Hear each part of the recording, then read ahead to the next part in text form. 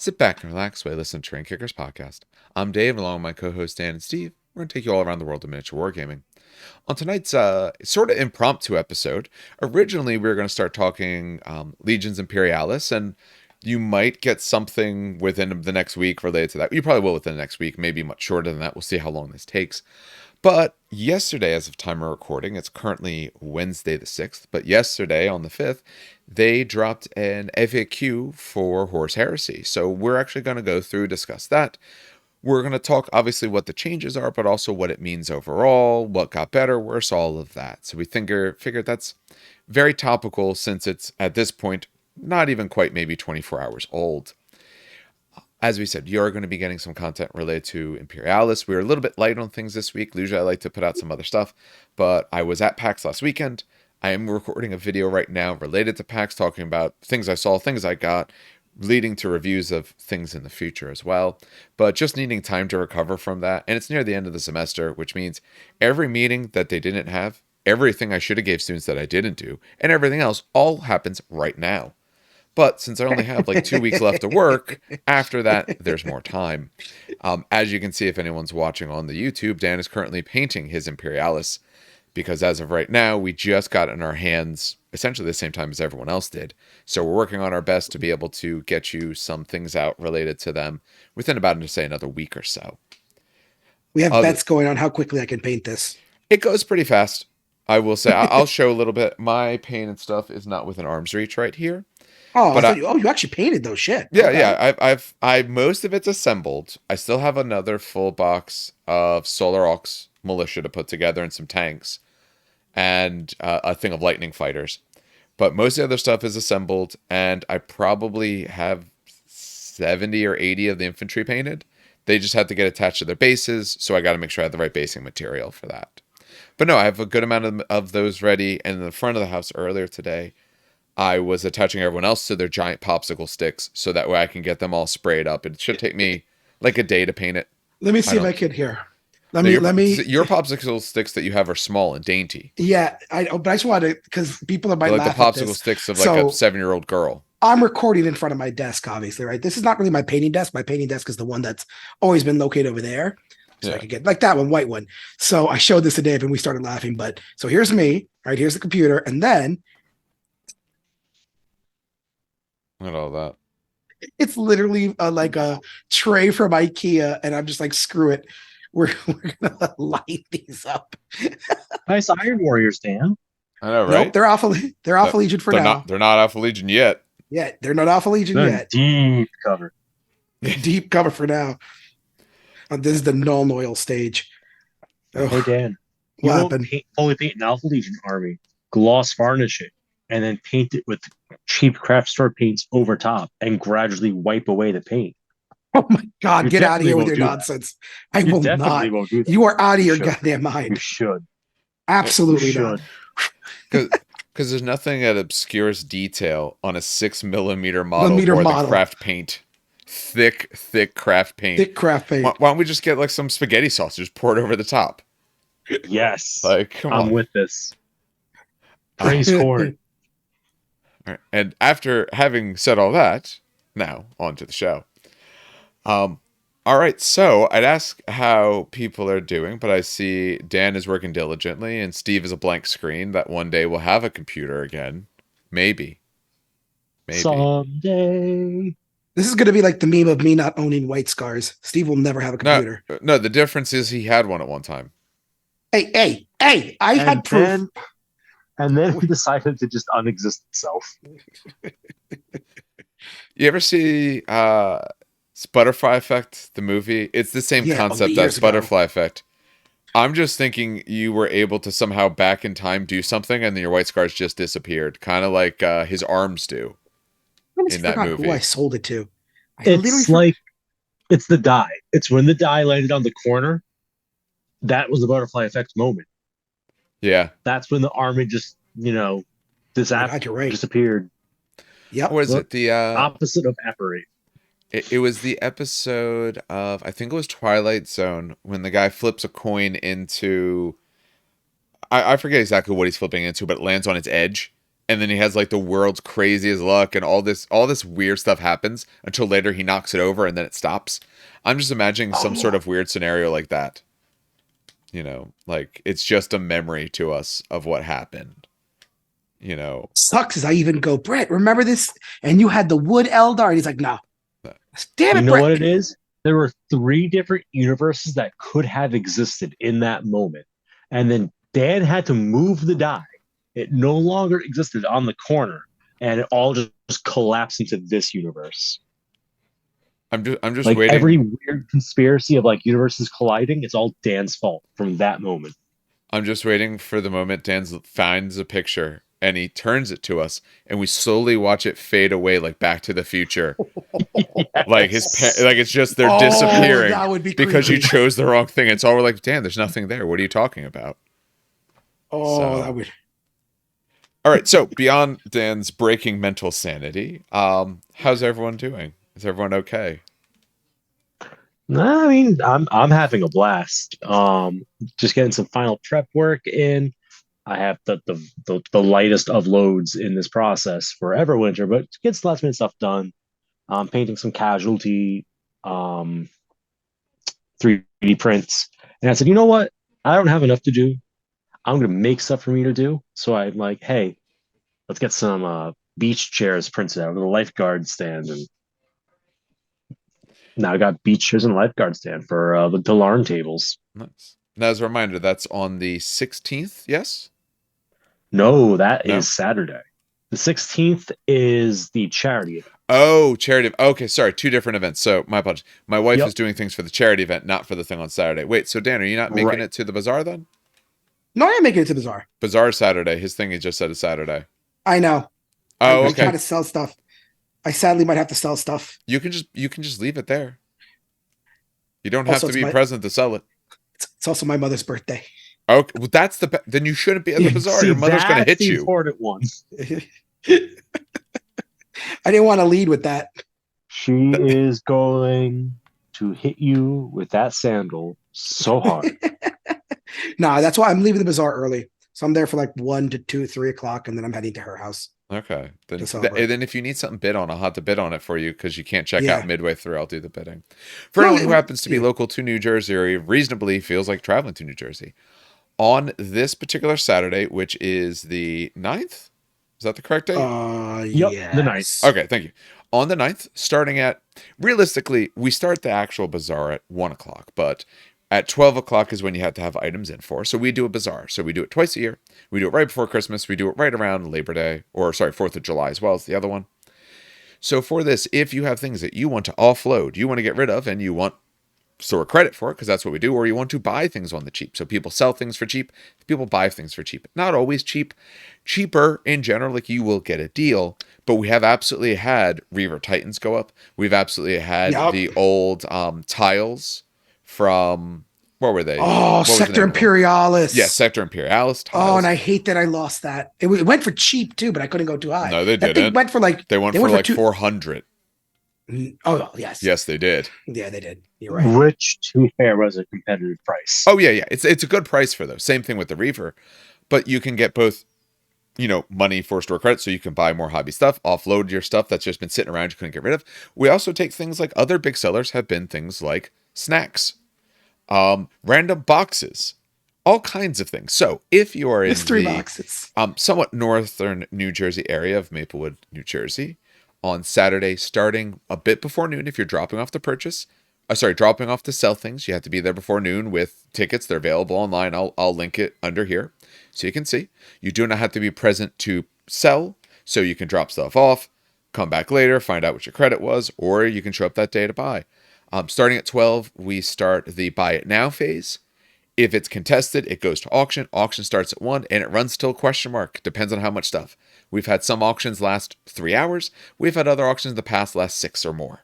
So it really depends on how much stuff people are offloading. Yep. It's always very well attended. It's always a great time. So if you happen to be anywhere near this area and you would like to try to offload some stuff or pick up some things, it's a great opportunity.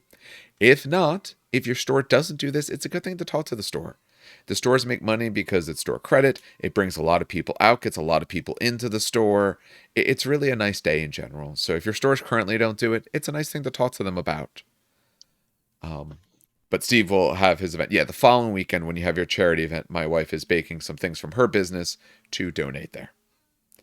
Wait, Steve, the blind event, that's the one on the 9th, right? No, that's that's the the 16th. Which is the one on the 9th? Now I'm going confused. Talarn is this weekend. And Talarn 8th, is the 9th, one in Boston.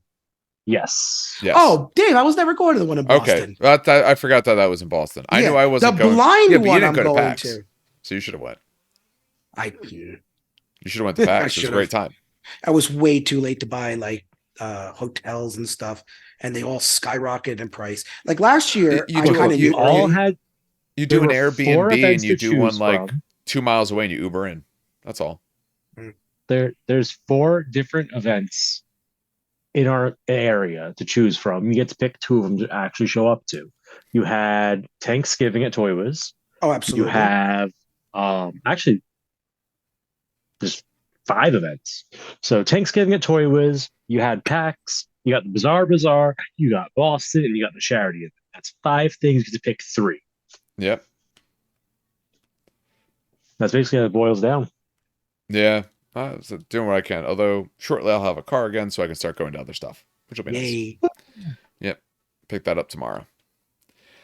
All right. Nice. Well, as anyone who is, remember, we put this out on any podcatcher as well as YouTube, but if it's on YouTube, when I can share the screen, I do. And since all of this is freely available, it's up there. So if anyone's watching currently on YouTube, hopefully they're hitting subscribe, they're liking, because we actually only have like 35% of people who watch us are subscribed. It'd be really great if more people did. It'd be a nice Christmas miracle if we could actually get closer to that 1,000 threshold. So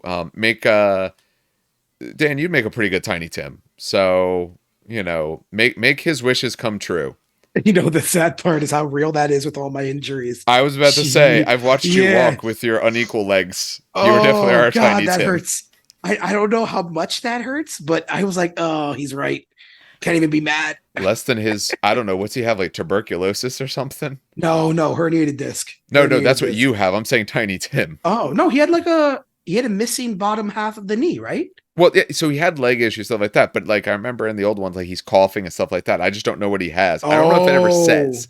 I know he gets an illness, and he doesn't survive it, and then ghost happens, and boom, now you're cool. But I don't know what it is that he gets. He's coughing, and that time period. I mean, it could be a variety of things. Yeah, absolutely. But coughing and that time period. Consumption. Jesus Christ. Now, most likely it's tuberculosis, to be honest. Tuberculosis was the big one. I don't know if there was I guess there was a bit of treatment they could do or something that would help, because they're like, oh, if nothing happens, like he won't live. So I guess they do something. I don't know. Yeah.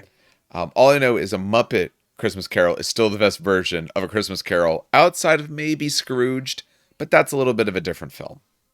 I don't know what these films are. You've never seen a Muppet Christmas Carol? It's literally what I said. It's Muppets doing a Christmas Carol. So think of the Christmas Carol, but it's got Muppets. From Sesame Street.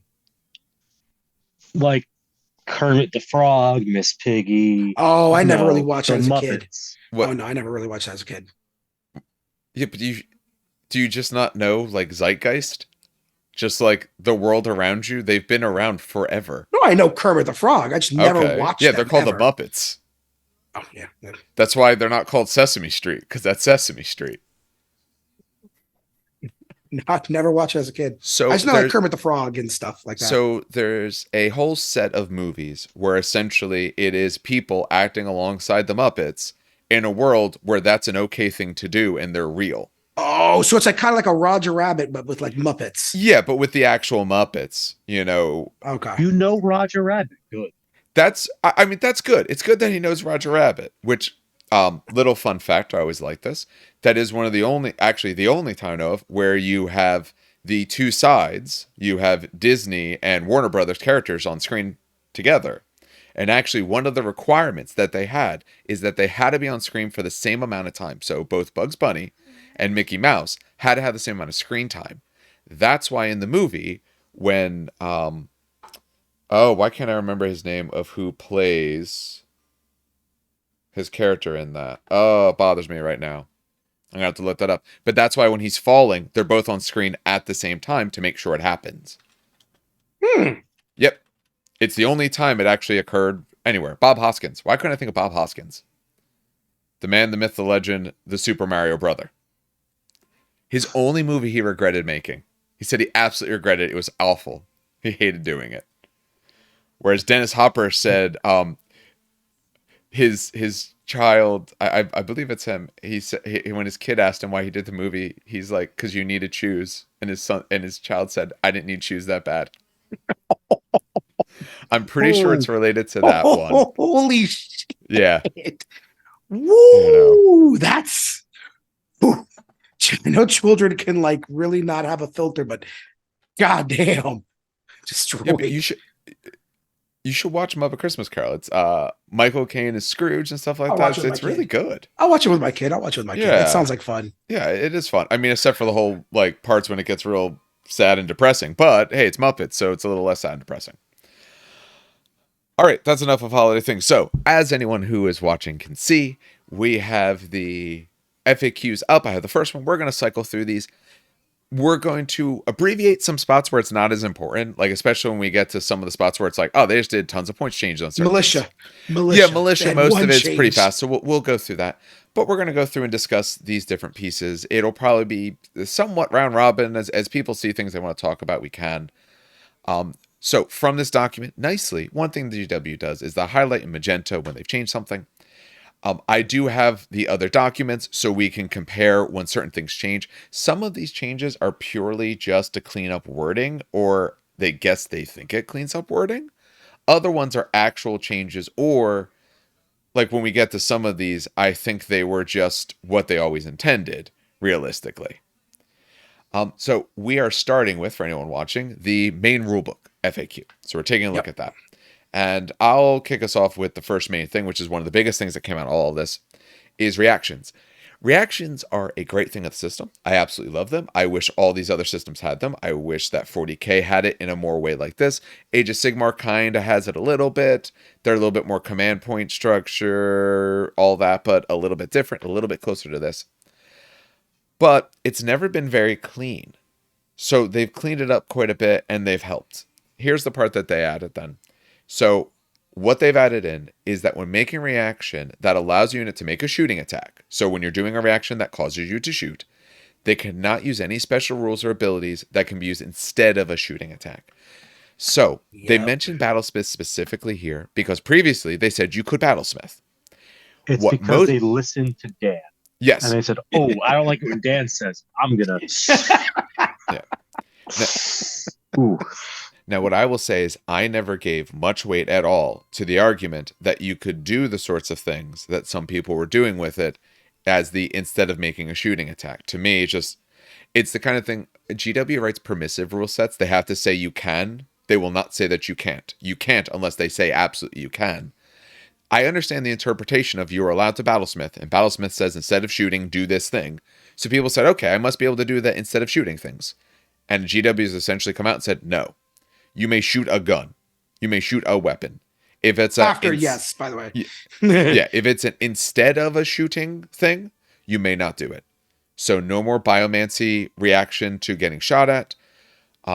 No more putting your templates down for pyromancies.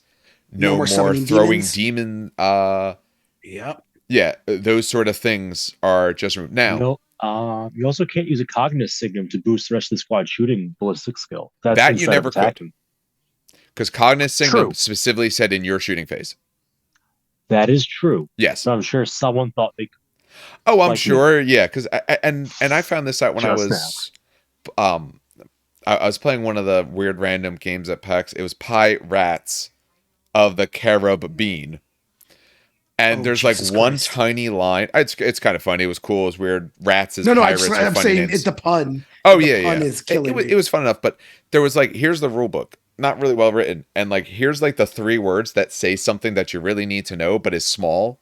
And that's the sort of thing sometimes they do. The words are in there, but when it's a giant paragraph and if you miss 1 to 2 keywords, like on biomancy, for the longest time, I missed the keyword that said the turn, not even round. Oh I yeah, missed it. it's It not. said It's the not the turn, round. Yep. and it's like, oh, that's really hurts quite a bit.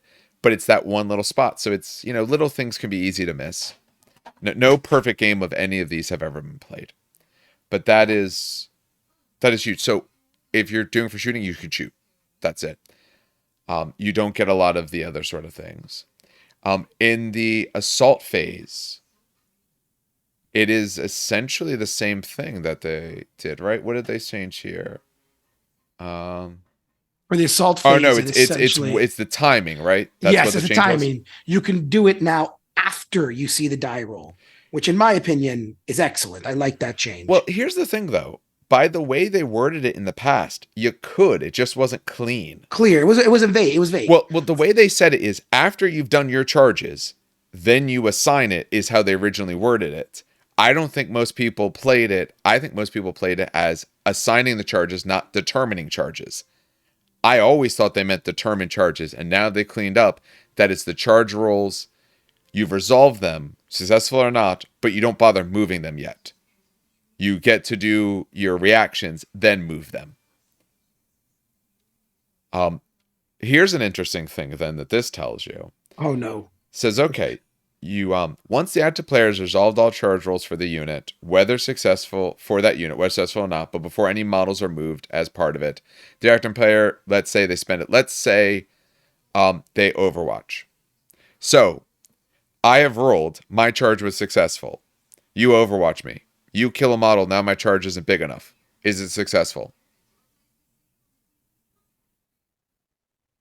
No, because you do the reaction before the.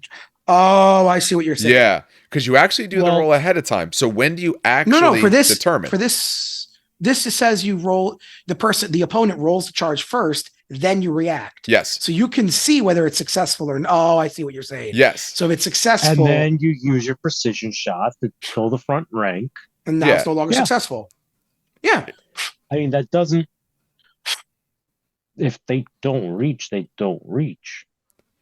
I would say then yes. So the charge fails. So it would have been cleaner if they just said you roll the charge, do your reaction, then move chargers. Because essentially when they say you're successful or not, that makes it sound like you're determining that then. You can't, because you could succeed then and fail later. I can see someone arguing related to that. Because I don't think that was worded well. One. Yeah. They moved it though, right? It used to be you would declare all charges, then declare reactions, then roll, right? So that got changed. So that's what went back and forth. When I read it, every time I reread it, I read it in terms of you just do everything. I read it as the way that GW says it now. That's how I've always read it. But most people interpret it as I pick chargers, you do your thing, then I worry about rolls. I always saw it as I determine what's going on first. Or some people played it as I'm going to do this unit, what are you doing? Doing this unit, what are you doing? I've kind of always seen it this way, but it's because it wasn't particularly well said. I think it's better now, and I do think you have to determine success afterwards, no matter how they kind of say it. All right. For crew stunned, what's the big difference there? That I had no idea. I was trying to figure that. I had no idea. It's just a flyer. Just clarifying what flyers do. It didn't say it before? Yeah, I was like, didn't flyers always do this? Am I crazy? Right. Page 208. 208 and 329. This is one I don't have in front of me because I forgot to look up some of these. No, but it's more of, I always thought flyers 208 did this. Well, I think they always did, but it's whether or not, so did they change anything or they just kind of clean it up sort of thing? Because they do that as well. So it used to say it must move 18 inches and cannot turn. Got it. Oh. Now it's moving characteristic because not all flyers move the same speed. Okay. Oh. I'm assuming there was a corner case interaction where you would technically stun lock a plane to death where it didn't move far enough and died. Or something. Yeah. Okay, so maybe move too slow. Okay, that makes sense. Right. Okay. Because I'm thinking like most planes are like, okay, that makes sense. I didn't realize it was a set number, but now that makes a lot of sense. Yeah. Other things that they've cleaned up for us. Dangerous terrain. You no longer take every single test that you have to. Oh, I'll talk about this one. Go for it. I'll talk. This one This one hurts. broke my scenario. Yep, and this one broke. So I the big said thing you with call your scenario super dangerous and go that's back to true. what it was. Yeah. Who cares? True. one of the big dangers with Myrmidons. Now, Myrmidons are still overpowered as hell, so let's put that out there. But one of the big dangers with Myrmidons, besides plasma, was just graviton spam. You could stick for very cheap 10 on 5 dudes, 10 graviton guns with small blasts. Now, yes, you took absolutely forever rolling the damn things, but that wasn't the key power. They didn't do damage. If you did damage, they did damage. They did absolutely do damage. He doesn't know what he's talking about. I Watching never did damage. You scatter each template was psychologically damaging. Doesn't matter what your dice results were. I could lose 0. That's good. I like that. But needing to sit through it. Yeah, Go back. It was go back to painful. the battle report where demons first came out. It was painful. But no, it was what the power was that you could lay down a bunch of small templates that gave you -2 to move, which is great. But it used to be like, all right, I'm laying down 10 templates. This model is going to hit all 8 templates. You take 8 dangerous terrain tests on that model. So you had a very, very good chance to not only wound attack squad with just a bunch of just scatter wounds essentially, but now they move out of it or they coherency in. Let's say you charge one dude who's outside of the blast, they have to pile in. You're forced pilot. They're piling in through all of those blasts. It was a good way to kind of just like really wreck a squad. And now, nope, only once. I appreciate this change though. Yeah, it's once per phase to keep in mind. Yes. So if you are talking about the charging and piling in. But certain things like that or moving and all of that, you can be having some different phases, but it is once per phase. Yes. You're automatically assumed to pass all the other tests, no matter what happened on the first. It's just a nice thing. I like this change. That's just for dangerous terrain. Zone Mortalis has lethal terrain. There you go. Or something like that, which isn't covered by this FAQ. And so, okay. No, in your thing, in your event, run it like you want. That's always fine. Yeah. That's what I saw. Oh, absolutely. I remember all rules are made up in the end. I forget if it was 5th They find edition. like a Tonka truck or something for the scenario. Oh, nice. I think it was 5th edition, if memory serves. I don't remember exactly when. But I remember in the 1 edition, when you could take multiple dangerous terrain and all, where I had a bike, a Melta bike, going through, touching 2 terrain pieces, and I rolled a 1 for each one and destroyed him because there are 2 wounds. Oh, no. I did the same thing with a crisis suit one time, jumping in and out. So these sort of rules are greatly appreciated. You know what, running crisis suits, you deserve it. But this was back when they were terrible. This was like 5th edition. Tau had been terrible for quite some time until Rip Dice came along. Oh, no. I know that Tau sucked, and they had Tau dice afflicting them. Just the fact you're playing Tau, like, come on, man. Oh, get out of here with your nonsense. I liked them because they were interesting. I used to have little bits back when you had allies in 40K, actual allies and all. I had little bits of a variety of armies because everyone worked together. It was great. Blood Angels were fist bumping Necrons. It was a great time to be alive. I remember that time period. Oh yeah, I remember. I remember having Necrons for that purpose because I had Blood Angels. Taudar. Oh yeah, so much agony. All right. Dan, since you do Graviton, tell us about the Pulse. Oh, yeah. So instead of rolling to wound, normally with this weapon, any model without the vehicle, dreadnought, automata, unit type, then suffer a hit from this weapon, must roll under their strength on a D6 or suffer a wound. 6 always counts as a failure. So I'm not really sure what they changed with this because it was always... I'll tell you right now what got changed. Was it at or under? There was no exception for vehicle, dreadnoughts, and automata. Which meant had 2 different rules attempting to replace a standard wound roll. Yeah. Because you had Graviton Pulse and Haywire both trying to replace it. Yeah. Oh. You've played Magic the Gathering before. You know they're in the 2 replacement effects. It's like, well, you got to pick one. You can't do both. But people will try to do both. Obviously, the Haywire one's better. Graviton Pulse doesn't really do much against Dreadnoughts. Yeah, I was going to say, I don't think I've ever rolled against Dreadnoughts with Graviton Pulse. It's always just been Haywire and move on, which is funny. It's there, so it's good that they wrote it in. Yeah, I'm not going to be mad that they clarified. All right. So what about Haywire? Haywire, I got that right here. So another one they changed. This one is relatively straightforward as well, I want to say. I agree with this. Basically, they what did change? Let's see. When a hit is inflicted, It's the fact that it's aha, a aha. unit It with at went least one it, is the big it thing. went from when a weapon hits a model with it, roll a d6 versus for each hit. Yeah. And it's on a So unit that basically, if you contains had it, like so a to help. haywire gun, 2 shots, and you hit twice, the original phrasing could be construed as being, okay, you hit it twice, roll once on the table instead of Yeah. rolling twice on the table. Yeah, and the other thing is that they also help delineate, because we do have models now that can join, like That if you're, join. yeah, so you could have an autonomous unit that is joined by someone who is not Pravian, whatever you want to put in there, and now they specify what happens to them, because before it Because was, otherwise, it's like, oh, well, allocation versus this versus that, what happens? well, the old Yep. rule nothing did, because the old rule on a 2 to 5, vehicles take a glance, dreadnoughts on automata take a wound. That's it. Mm-hmm. Which means if you Exactly. scattered onto me as, say, a Pravian, nothing happens to me technically. You're not dealing wounds to me, because it doesn't. This now says, hey, everyone else, yeah, you take a wound. So they helped cover the Mechanicum potential issues that they would have, or some Legion units as well. So if you're Yes, intermix, the you can be hurt. mortificator. Yeah. Yep. Yes. So that's the main changes there. Like, it's a clarifying. Nothing changed. It's just now it makes sense. It works the way you think it should. Yeah, it's a distinction between nothing.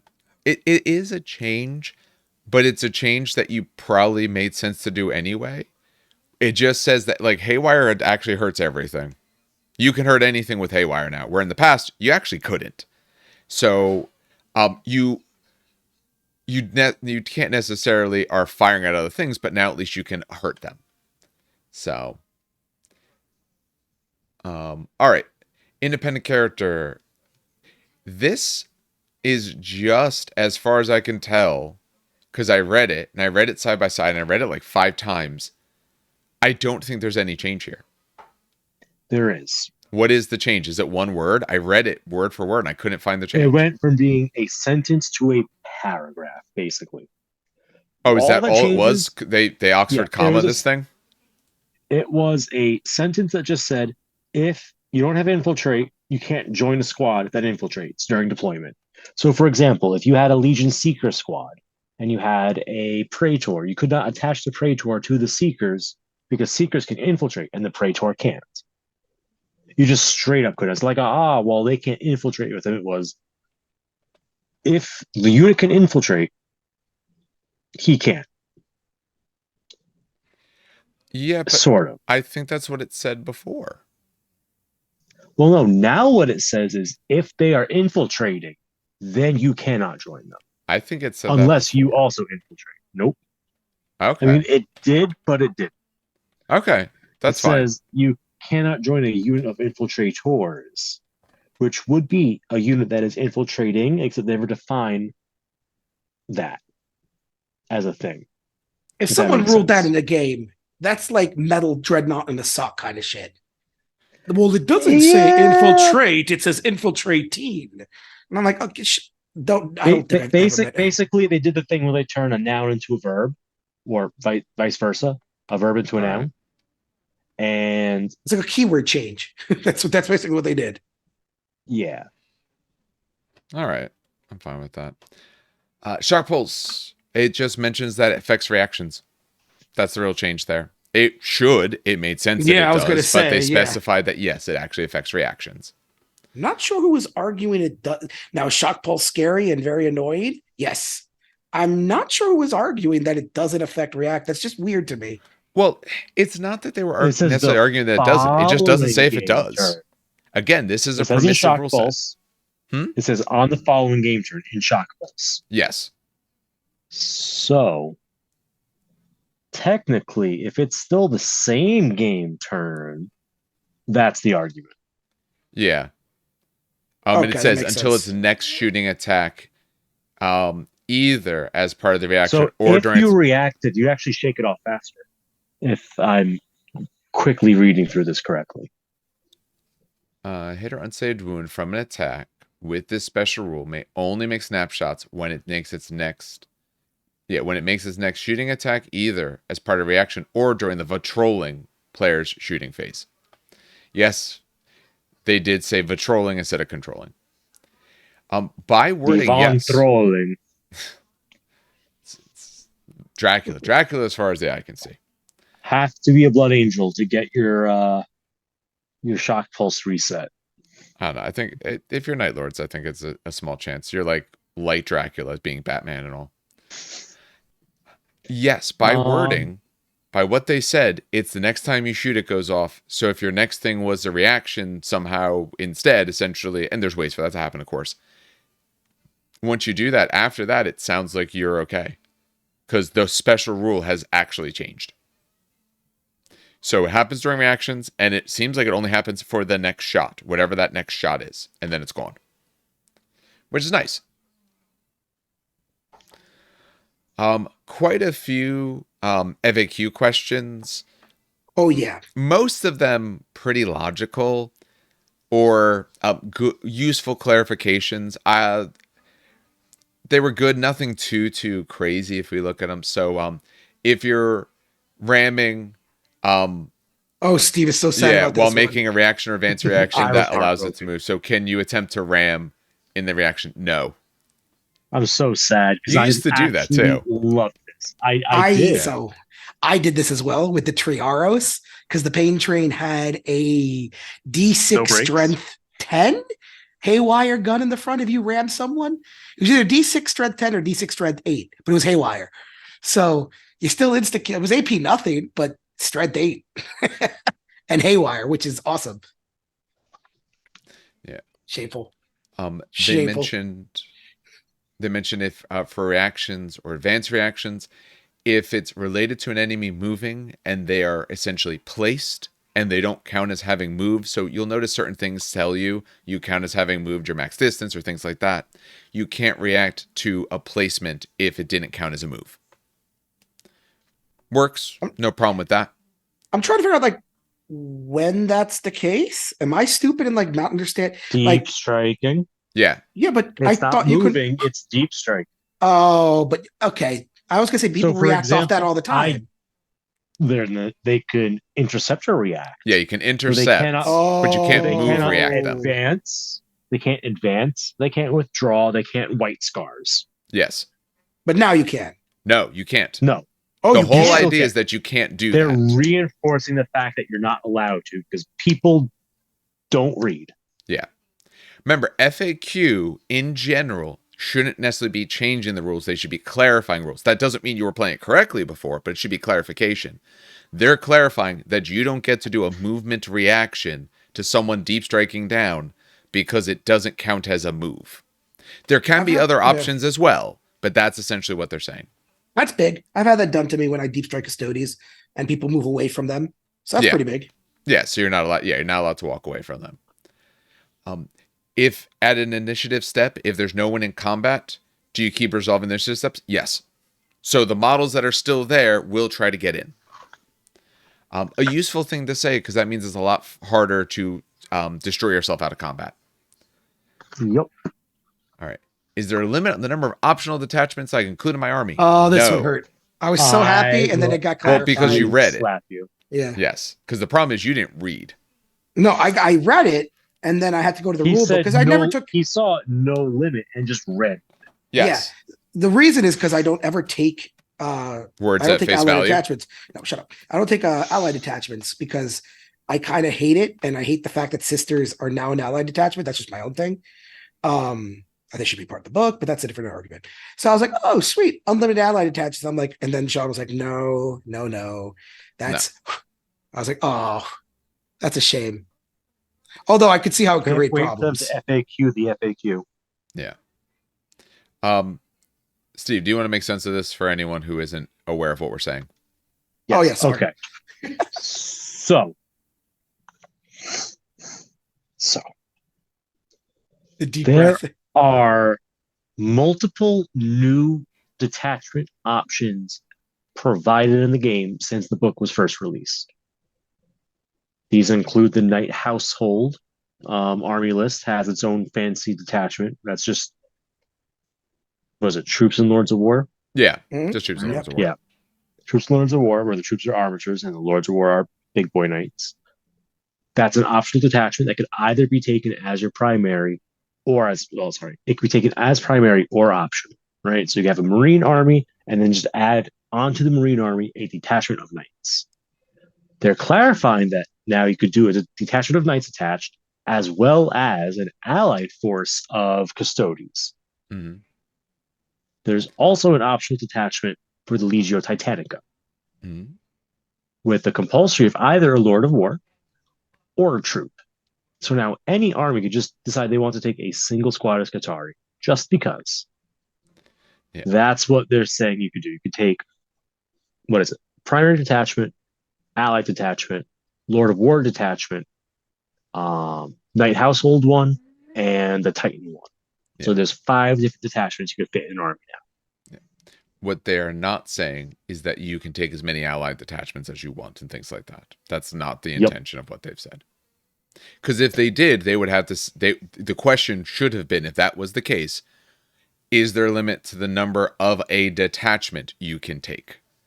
This is optional detachments. There's a variety of those. They didn't specify that you can keep taking the same detachment multiple times. If that's their intention, if we're going to end up living that wild, wild world there, they need to say that at some point. And maybe that's what they wanted to say, but that's And not what that they've would said. be a very, very wild world. Yeah, in no way to me is that their intention. No way is that what they mean.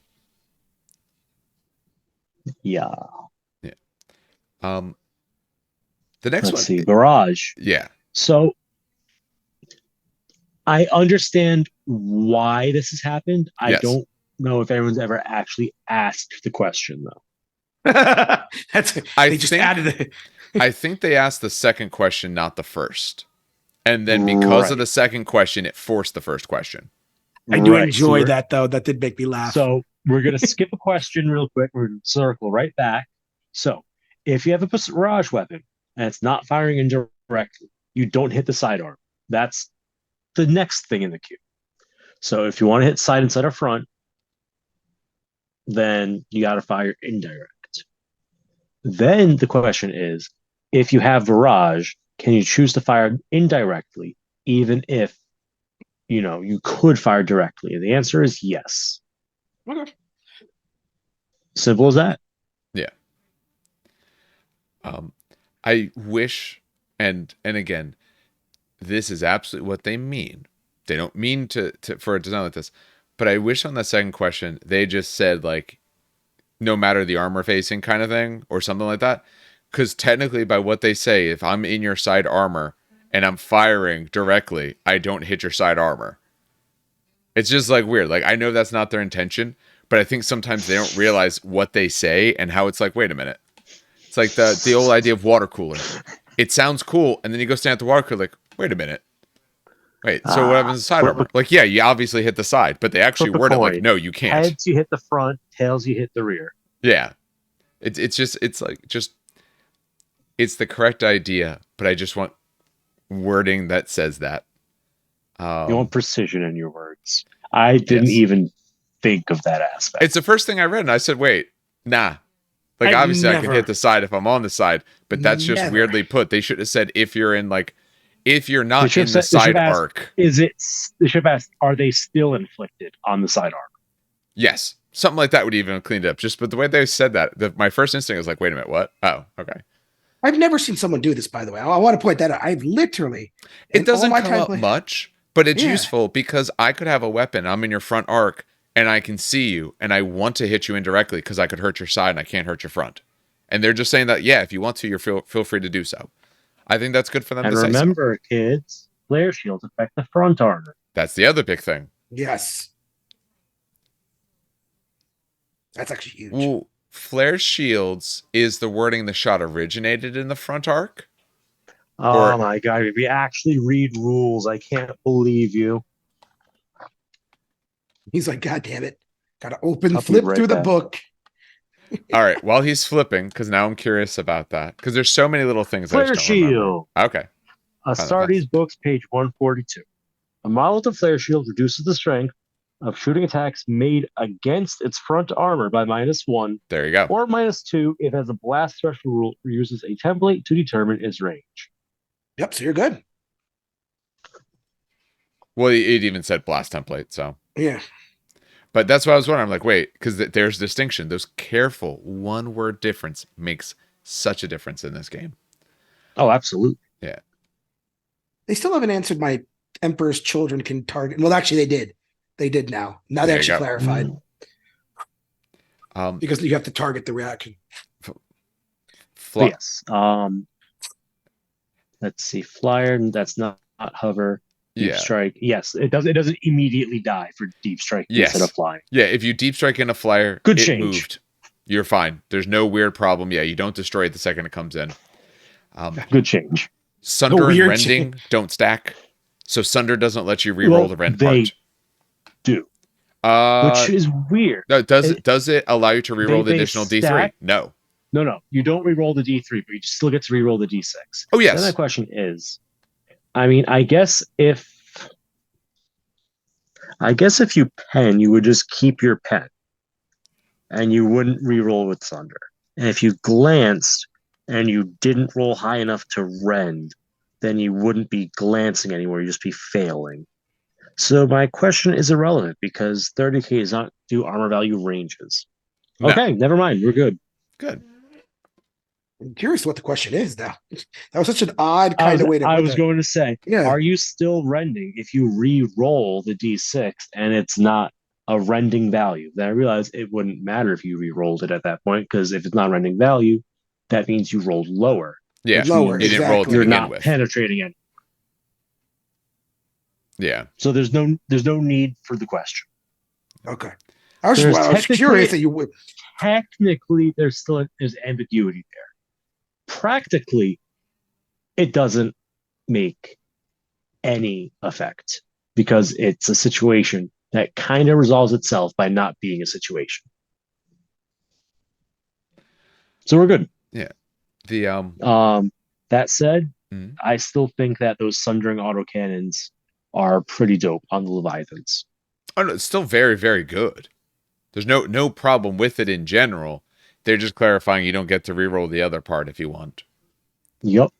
All right, now this next one. This is for you Angron people. Yep. Yep. This is just for you, and this is not just for them, but it's primarily for Angron people.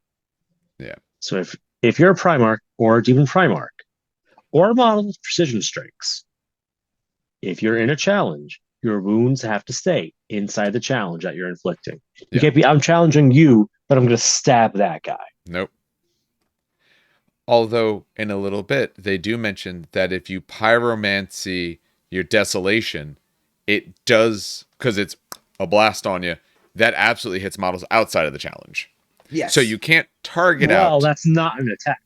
Yes. I just find I fully agree with it. It's just funny that, like, if I'm targeting, I'm not allowed to do it. If it's just happening near me, that's okay. Which makes sense. Otherwise, it would just be way too ugly otherwise. But that is actually what they've said as well. That'd be really funny if all the pyromancy hits got inflicted on just the person in the challenge. It just falls into him. Hard cook them. Here's a quick question about pyromancy like that I noticed, and I don't know. So the pyromancy, because I know that this is not in the FAQ, but I just had a quick question.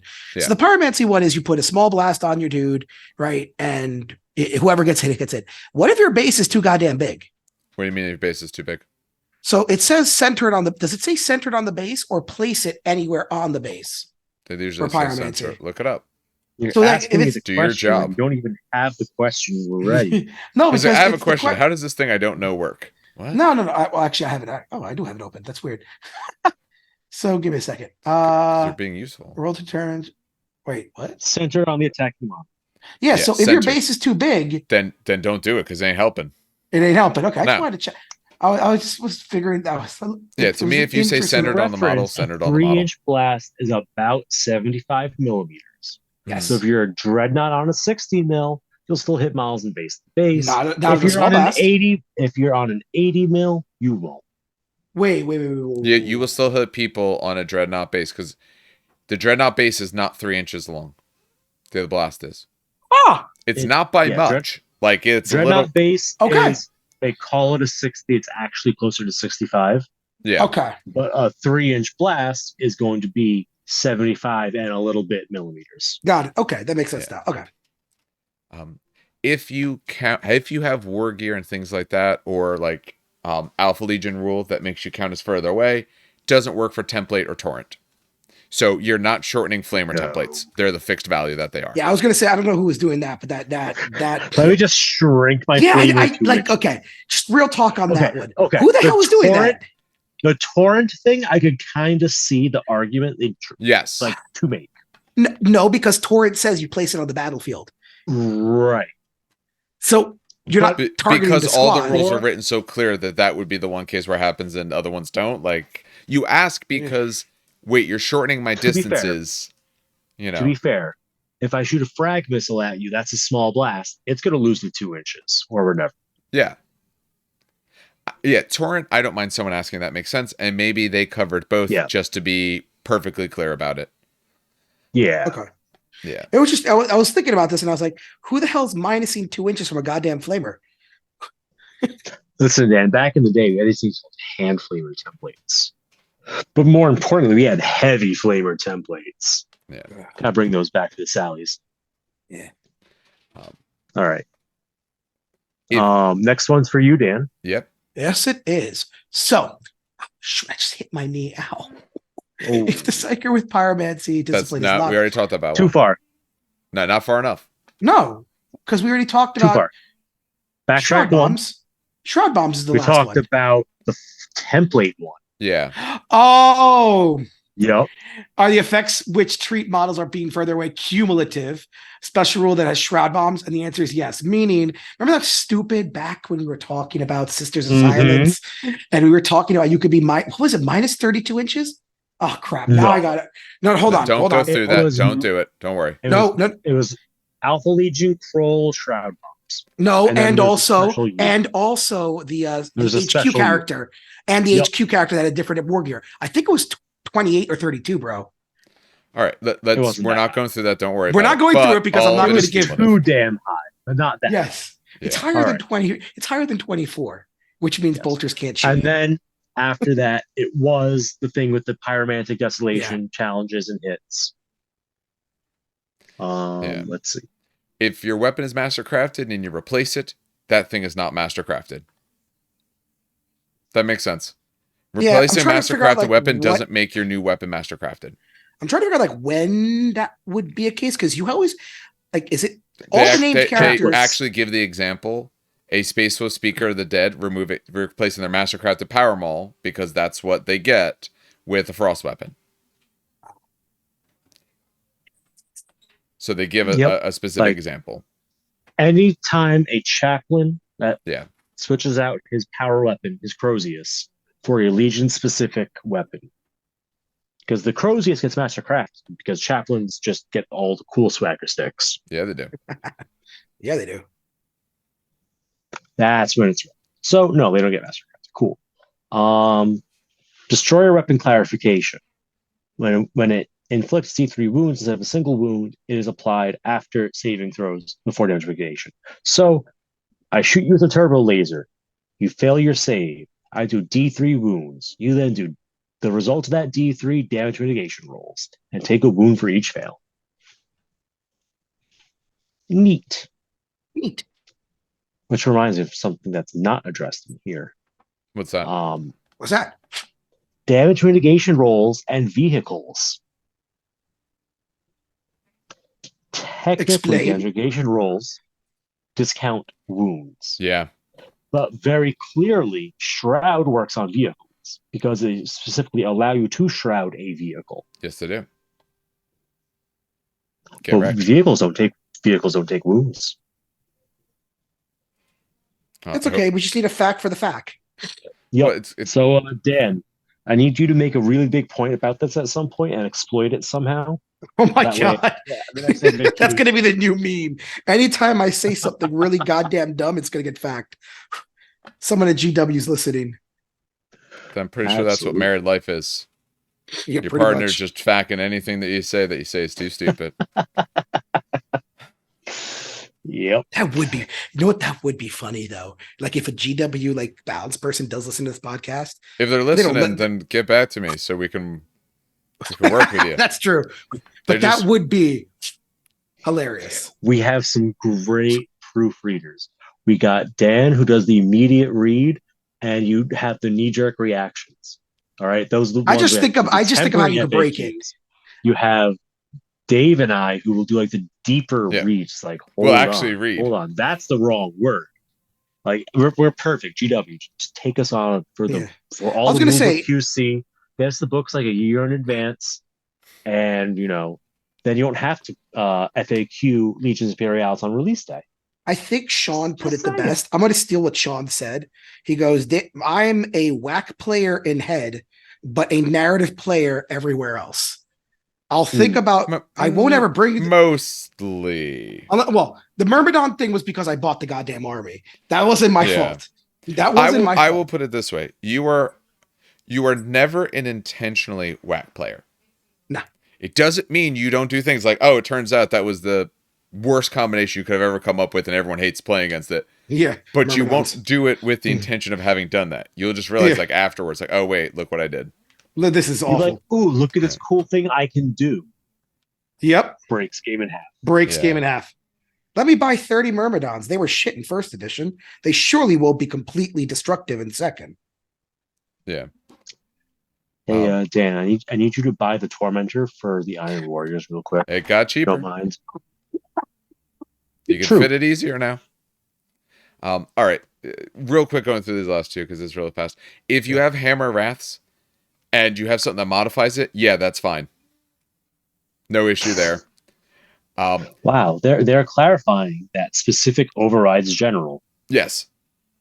Someone asked. Cool. I hope someone asked. Maybe the other one just putting it down. The other thing is, and this is a gamey thing that maybe someone tried. If you can wound a unit, if you have like someone in a unit that has a rule of you can't be hurt on blank, but the unit doesn't have that rule, if you allocate those to him, it still counts. So like if you have Horus, Horus can't be wounded on worse than a 4-up. Well, I wounded the unit on a 2 because of their numbers. If you then allocate it to Horus, he takes those wounds. He doesn't get to just discount them. Essentially, hurt me on a blank rules only apply when it's a unit or the model by itself. When it's mixed, you don't use them. I don't think that should have been fact. That's kind of just common. I mean, I'm glad it got fact. But like, don't wounds come before the saves? Like, am I crazy? Well, but remember, you allocate wounds. Roll to hit, roll to wound, owning player allocates them. Yeah. But the wound, Imperial Fist players kind of struggle with the whole reading thing. So did Imperial Fist Rogel Dorn has an ability like the same as Horus. Okay. It mentions both of them. The other thing, because otherwise, arguments you could make, again, I'm not saying this is a good argument. You should, try to have fun and be light. But you could even make an argument that before, would I have been even allowed to try and allocate them? Not would it disappear, but let's say I want to take them on Rogel Dorn. Am I even allowed to? Because technically he couldn't be assigned them. Maybe I want to take a bunch because he's got the invul save. This especially says like, yeah, you can do that then. I don't necessarily think it's even for like an avoidance thing, but what if I want to do that? At least now I can. So. All right. That gives us the main book. Any issues with any of the changes? Really quick. Oh, okay. Is the commentary new? It's the factions thing. Yes. Oh, okay. It's not all in pink. There's got a little pink. Oh, yeah. The little pink bar on the side. Yes. I see it now. So this clarifies just what's a faction, what's a sub-faction, can sub-factions ally to other sub-factions. Basically, allying opened up in a big way in respect to things such as Solar Aux, allying with Militia, Custodes, and Sisters of Silence. Yes. They clarified that Mechanicum primaries are allowed to take knights as a knight detachment because it's not an ally detachment. Yay. But you cannot do Cybernetica allied to a Tagamata primary because they're different.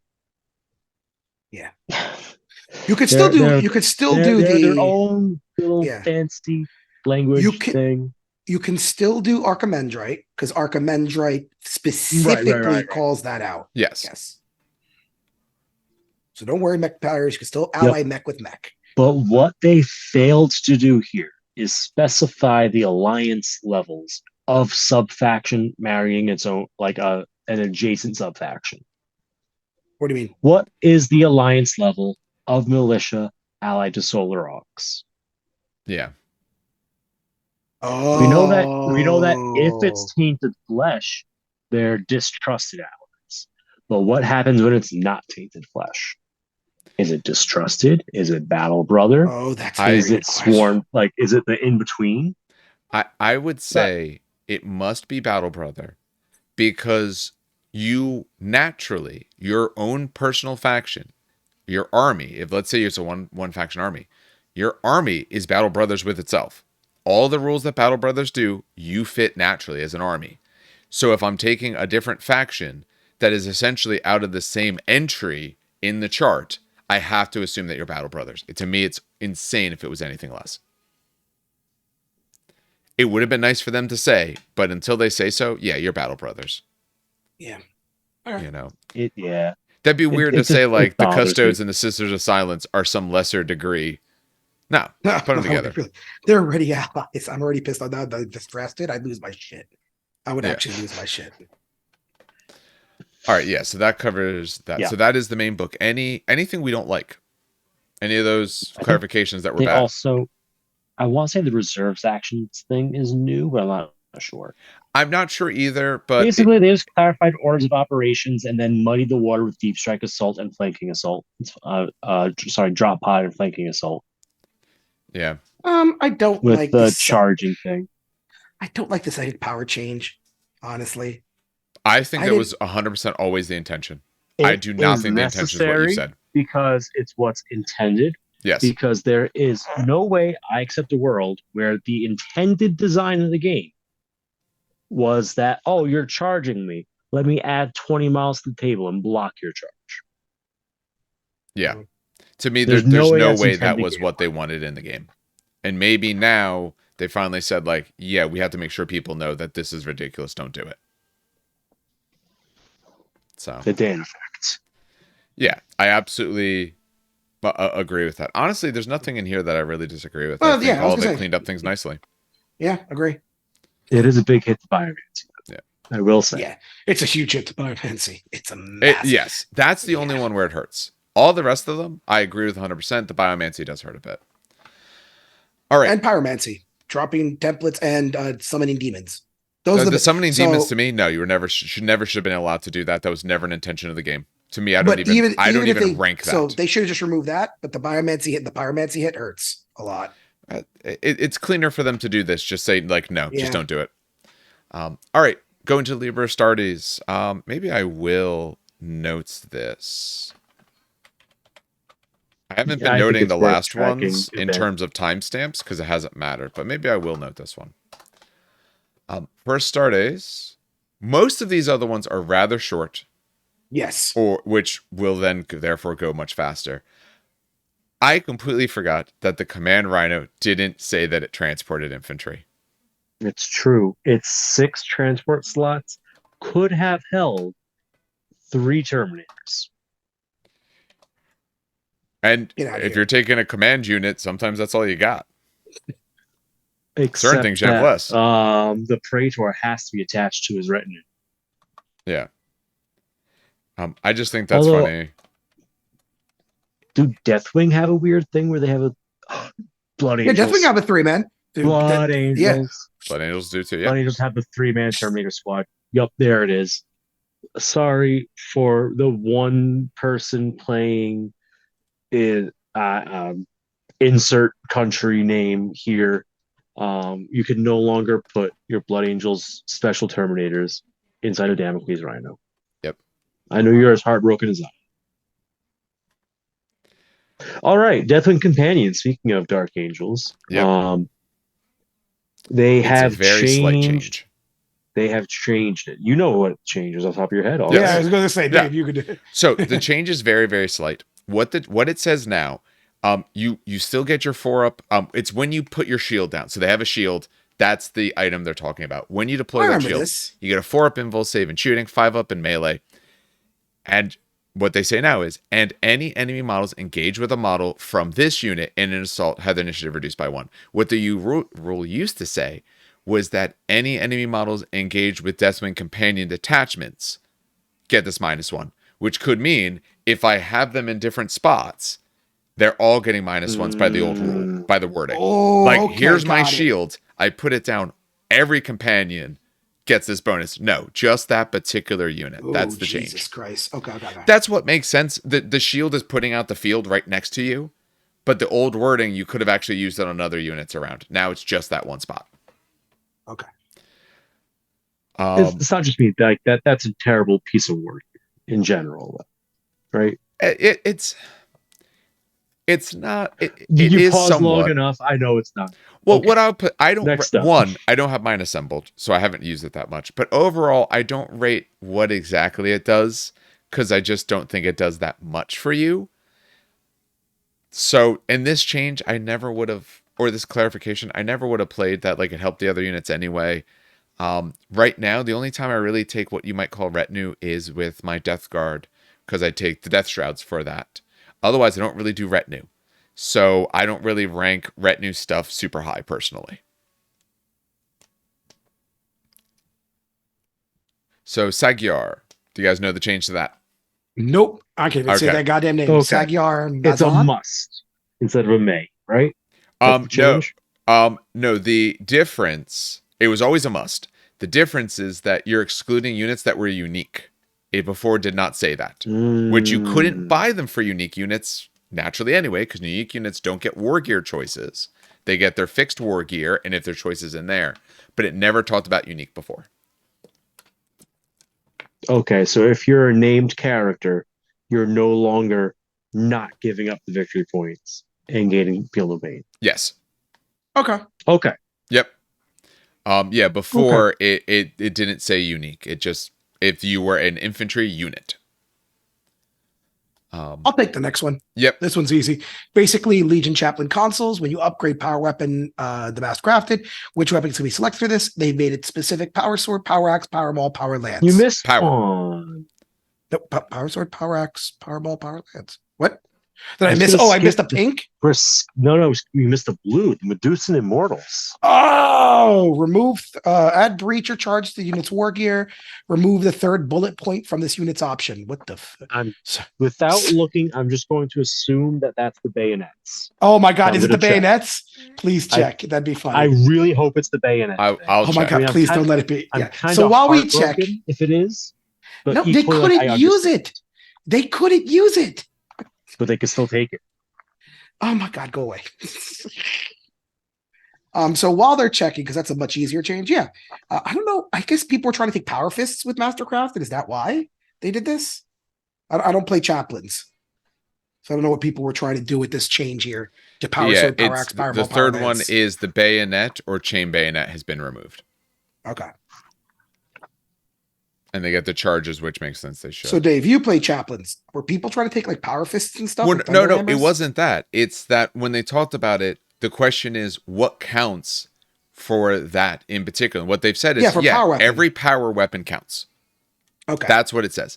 So that is, or I guess technically not a power fist, but all the actual weapons that you would hold in your hand, all of them count. Because before the part was like, well, what do you actually get to use? You can use any of the base power weapons. They're all okay. Okay. Because power is a type of weapon. Yes. Yeah. That's why they had to make the clarification. Because like a power fist is a type of power weapon. A power glaive is a type of power weapon.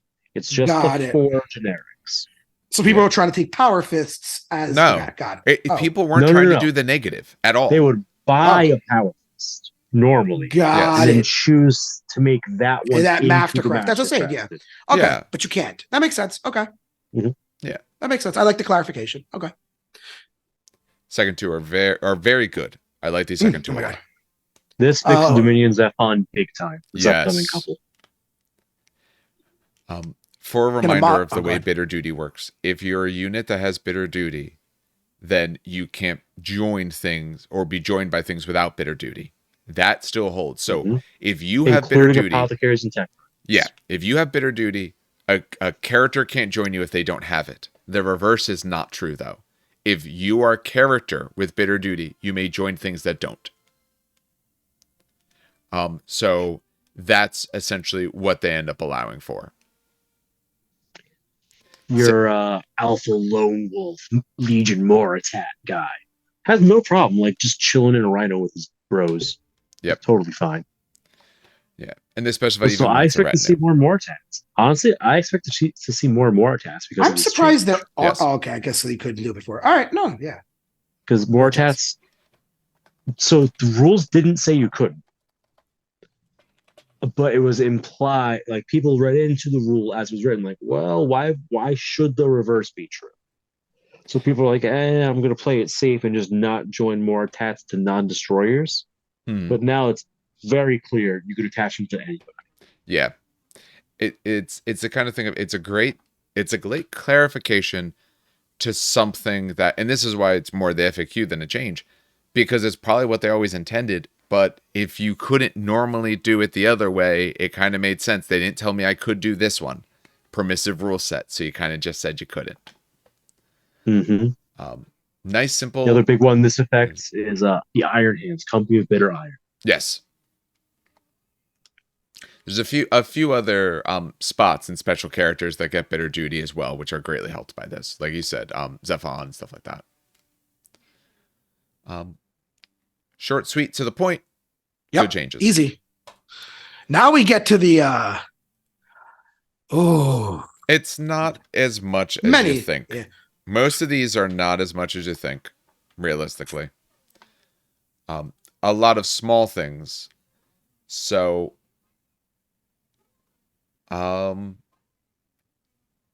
probably, so what we're looking at now, for anyone not watching, we're looking at the Legion of Astares one. So we're looking at just the Astares overviews.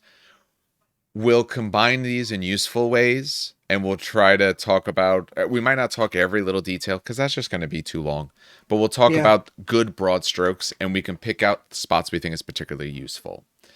To do certain things real quick. The big vehicles got points reductions. Yep. Hold on. We still have to go through Hereticus. Oh, no, that's not the order I have. No, I have this. Yeah. I show the screen. I mean, we're doing Legion Astares next. I'm already on it. I already made notes. We'll get to Hereticus. Don't worry. When you look at Baneblade chassis, they dropped 100 points. So they used to all be 750 across the board. Yeah, they all essentially were 750. They're all 650. This will hold when we talk about other people who take them, like Solar Aux. So Solar Aux ones are cheaper as well. So the same thing when you look at like some of the other ones there, like the Mechanius ones, they all dropped 100, maybe 150 points. All right. So like I said, we took a brief pause there. The Mechanius, it went down like 100, maybe like 150 points. So there's most of its points changes. One spot they did do, I forget which one. I'll pull it up. It might not have been this. One of the spots, the gun actually doubled in ranges. For one of them, I forget if I marked down where. It might be on a different one. It might not be here, but one of them doubled in ranges. Garrow, how did he change? What was his change? Duelist's Edge. Oh, okay. He didn't have any of that before?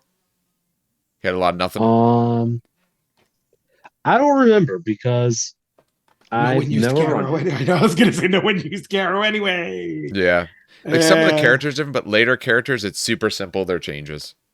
Honestly, biggest win, Realnor. Amazing. Everyone should take him. Get there. Actually, that's one. No, he's not. He's not. I lied. Don't do it. That was me being exaggerative. Don't take the unyielding. Let's see. Things that changed. Nullificator squads.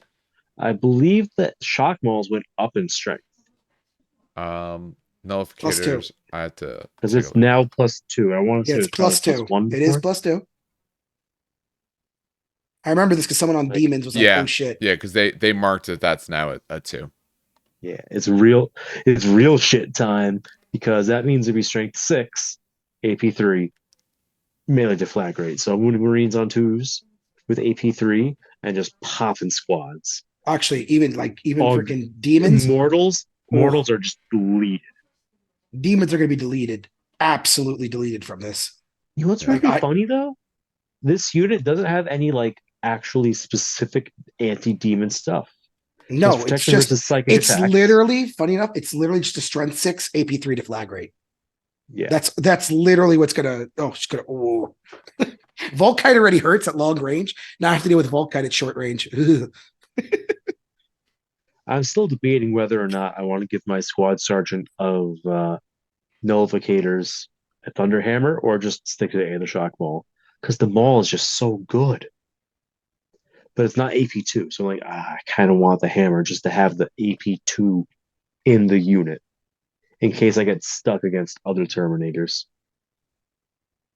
Anyway, great unit. More people should run them. Just load all up on disintegrators. Nothing could go wrong. Famous last words. Yeah, famous last words. Yup. Spatha attack bikes went down 10 points, so they're a bit cheaper, and they now have 2 attacks. I'll talk about the And that the extra wound, which is really good. That's a big one. Yeah. An attack bike is 2 Marines. I'm surprised they only had 1 wound. I'm surprised they had 1 attack. Only one guy gets to swing his arm, and if he goes down, I guess the rider goes down. It's all done. I always thought the 1 attack was only because one guy is always like holding on to the multi-melt. So I was like, screw it, whatever. But the 1 wound annoyed me. The 1 wound absolutely was like something that like made me twitch my eye a little bit. Yeah. They're overall cheaper. The tarantulas went down 20 points each. They used to be 60. Yes. Tarantulas are not bad, especially for some anti-air. And now they're fearless, which makes sense. You're a gun. Wait, were they not fearless before? They were not fearless before. Lol.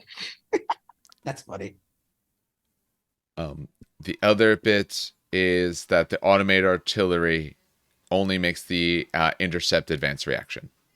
They specified that there. That line wasn't there at all before, essentially. It cannot run, do any of that, or make reactions. They said, no, you're allowed to make the intercept reaction, which makes sense. That's the whole idea. You're a turret. He said not Overwatch. Yes, not Overwatch. No, but sorry, I meant intercept. That's all I meant. Yeah, you can intercept. Yep. No, I was clarifying for the crowd. Like basically, okay. They took away Overwatch and return fire. No return fire, no Overwatch, just interceptor. Yeah. Well, no, they always if they're on automated, they always had the problem of they couldn't do that. They couldn't do it before. Yeah. It was before they couldn't make any reaction whatsoever when automated. Now they may intercept as things come in. Got it. Yeah. Okay. And that, again, that's only when they're automated. If someone's there with them, kind of thing, can actually no one can be there with them. So actually, yeah, they're allowed to intercept. All right. So I'll take Indomitus. Indomitus basically, their Pride of the Legion Nerfed. thing. Yeah, huge nerf. Any Legion Terminator squad taken detached with Pride of Legion loses the support squad special role, but only the compulsory troop choices gain the line subtype. I'm not sure why. Okay, so original printing, there was no rule here at all. No. Then they did an update 1.1. They made it so that in the Pride of the Legion Right of War, they lost support and gained line. Yeah. Didn't matter whether they were compulsory or optional choices of troops. They just gained line. And it was beautiful. Yeah. Because then you could have an all-Terminator army with more than 2 to 3 scoring units. Because command squads are scoring. Like, it opened up a lot. Like, it's like, ooh, maybe this is something that's actually doable. And now that we have the beautiful new plastic kit, they're like, you know what? Maybe you shouldn't have nice things. Yeah. I'm just surprised they did this, honestly, because I'm looking at, like, maybe I'm crazy. Indomitus squads don't seem that scary. Like, they look like Terminator squads. Their advantage is that they are cheap. Yeah, they're 175, cheap. They come stock with a Power Fist, which is normally a 5-point upgrade. Yeah. The big thing is what they want then for Pride of the Legion is for when you take these type of Terminators, for it to work how all other Terminators work in there, that it's only the compulsory. So they force it to be only the compulsory. Not saying it's good or bad. Yeah, It's bad if you were running them, because this is a worse change, but it's probably fine for health of the game. Yeah, so Dan, you would bring these guys, one, because it's 25 points cheaper compared to a Cataphractii squad with Power Fist. Sure, you lose an invul, but you're 25 points cheaper, and that kind of works out sometimes. But two, you could give up your Stormbolter for the shield for 10 points, and then it's kind of like now you're just now your Cataphractii that's allowed to sweep at the cost of your bolt.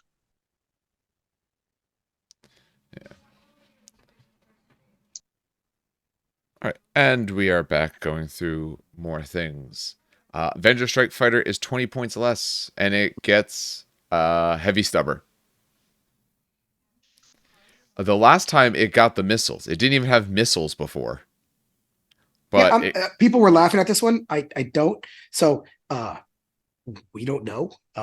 It's never had a stubber, I think. We're kind of laughing at this one on the Discord. We don't know what the hell happened. They probably just figured it doesn't do enough, but we can't like drop this thing so far down in points, so let's do something for it. That's funny. Yeah, we can't give competition to the Xiphon. No, I'm pretty sure the difference. I mean, the only thing that's highlighted is just the points and the stat line. Did Stubbers just not have a stat line in the document? That might be it. No, it didn't have a stubber before. It didn't have a stubber. The stubber didn't have the weapon. Sure? Yeah, yes. I'm looking at it right now. It did not have that weapon. Oh yeah, there was no That's stubber. The new thing.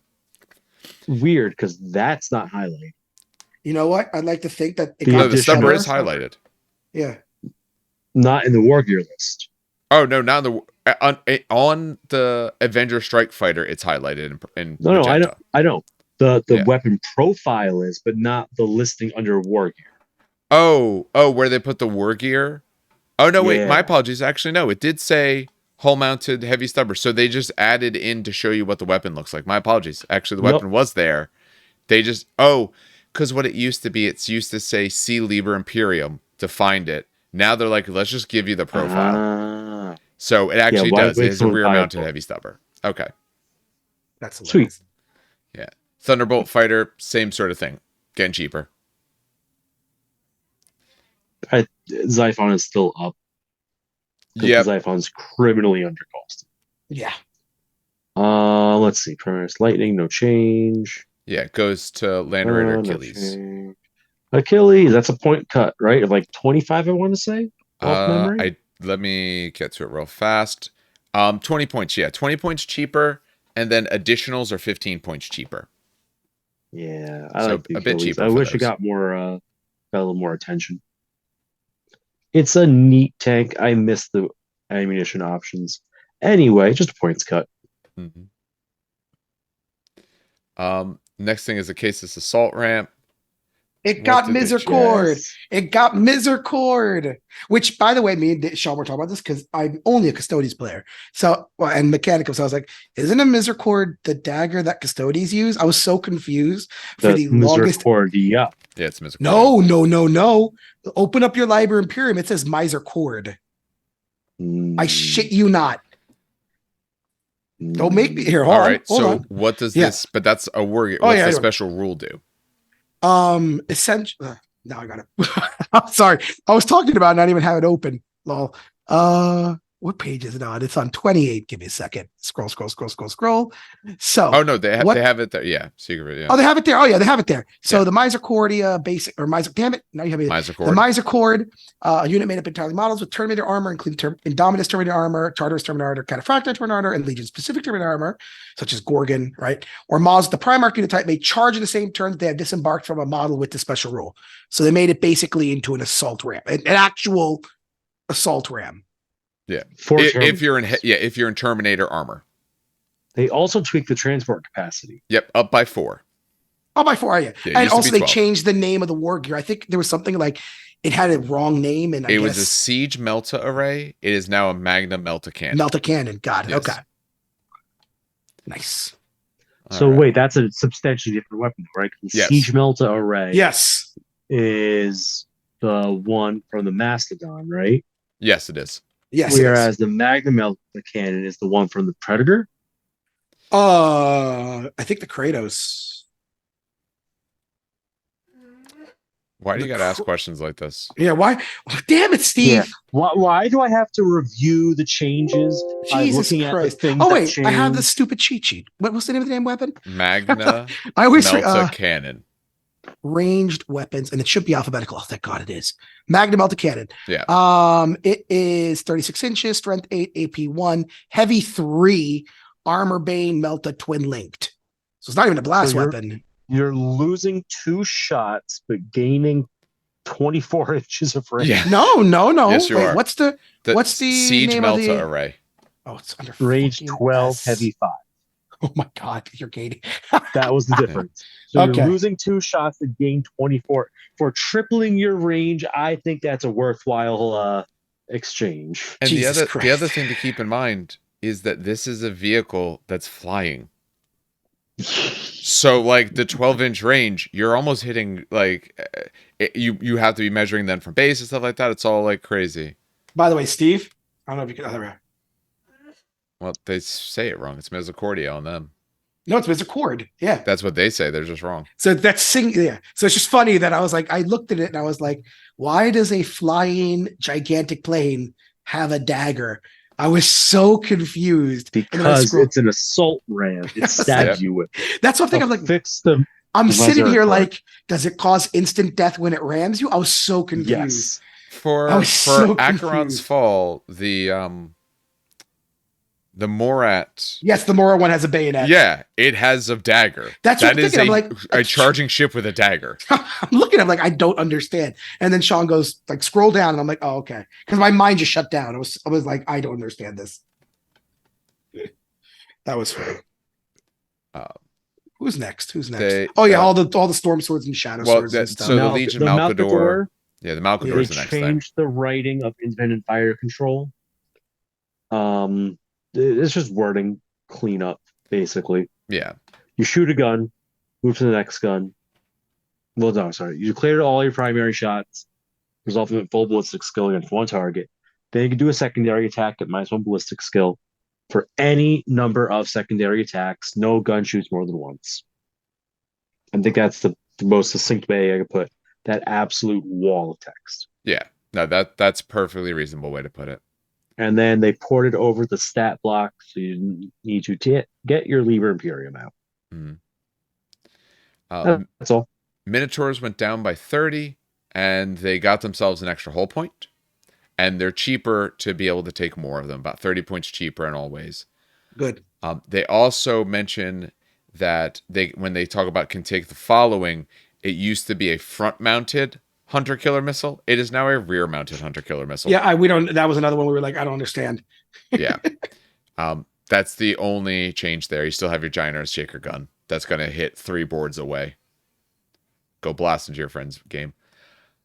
For the Baneblade variants, we're not going to go through each one. Essentially, they're all cheaper, and they might have a little bit of a change otherwise, but no worth going through it. It's you way can too now much. run them into 3. They clarify some mounting points in some places, basically. I will say that now you can run them in, I believe, in a 3K game, which is a big thing. You couldn't run them before. Yes, you could. 750 times 7. You could take it exactly in a 3K game. No, before you couldn't, though. Yes, you could. That was exactly 25%. Was it? Yes. Oh, I literally do math for a living. Now you could take it in a 2,600 point game. Oh. There you go. All right. We'll get into some characters. The big thing with a lot of these characters, just kind of, because we won't necessarily talk about every single individual person. We can talk about characters we want to. Overall main changes with characters are that if the character in the lore is a certain thing, they count as the thing. So, one big thing with the Bane Blades. Yeah, go ahead. Transport capacities got tweaked. On the Bane Hammer, it's up to 12 now. And the Stormlord's back to being 20 capacity. So now you can put 10 Siege Terminators in the back. They can't shoot out of it anymore, though, which makes me a little sad. But that's okay. Sometimes we have to be balanced. Yeah. But yes, characters. Yeah. So big things They about these are what they are. characters. Go ahead. I'm sorry. They are what they are. Yeah. So just as an example, if we look at for Death Guard, Marshal Durak Rask, one, he gets Master of Legion, which makes sense. He had a warlord trait. Okay. The big key is it says like, okay, if you have a right of war that requires a siege breaker, he counts as one because that's what he actually is. Some of these other ones, hey, if they require a blank consularis, you are one of those things. So it counts as it and all of that. So you can absolutely use those sorts of things. That's the main thing about most of these characters. There is some other small things, some little points changes. We can discuss them where we truly want to. One thing I'll mention unit-wise, the Firewing Agamatus went down by 50 points. They used to be 150 for 3. They are now 100 points for 3. I know Dan So you're somewhere. making more. Well, that means now that I have 2 squads, I could actually take them and not feel bad because they are great. But if someone intercepts or has night vision or they just don't work, there are a lot of points for 3 guys that are sitting on 2 wounds each. I know Dan wanted to talk about Fulmentaris because that's a worthwhile change to talk about. I saw the funniest meme, and it's the stupid meme of like relationship has ended with full of it, like that the relationship has ended with now relationship starts with, Yeah. and it was an Alpha Legion thing because Alpha Legion can like steal from other legions. Yeah. They're no longer And then taking another person put like the toy store. I don't want to play with this anymore. And it's Alfarius throwing the Fulmentaris in the garbage. I was just laughing. Anyway, so poor Fulmentaris, who Not poor. I'm Fulmentaris. not going to be, very oppressive. There's one thing I'm going to talk about that I didn't like, but whatever. So first of all, any model, the big change, there are 2 big changes, their weapon and also their melee weapon. So first of all, let's actually talk about the ranged weapon first, because that's like kind of the biggest one. Yes. The ranged weapon, they no longer have brutal 2, strength 8, AP1 or AP2, whatever that was. AP2 it was. Jesus Christ. Now it's basically a one-shot plasma gun at 36 inches. So it's heavy 1, breach 4 up. Oh, words have meaning. Yeah, don't say one shot. It's heavy 1. It's heavy 1. Oh, One shot means you sorry. only fire it once. I forgot that one shot is a rule. Apologies. Yeah, No, you okay. are correct. It is a heavy 1, breaching 4 up. That's strength 7. It's strength 7. I said doubling out it's of Marine a plasma gun. It's a plasma gun, essentially. I think the Splinter Missiles also lost a shot. Were they still heavy 4 pinning? I'm trying to remember what they got. Talk about the other thing I had to looked have up. changed. Yeah, because I remember highlighted. people using them, but they really didn't affect me, so kind of didn't pay attention. But they're highlighted pink. I will point out something else, though. Well, actually, let's focus on the Splinter Missiles first. Hold on. So We lost. We had stock power malls. No. But They, first, they used to be strength 5, and they were breaching on a 6. oh, really? Oh, wow. So, Yes. yeah, now they're They strength lost 4 the strength and lost breaching. Okay, good. They're still the same range, 36? They were 36 always, yes. Okay.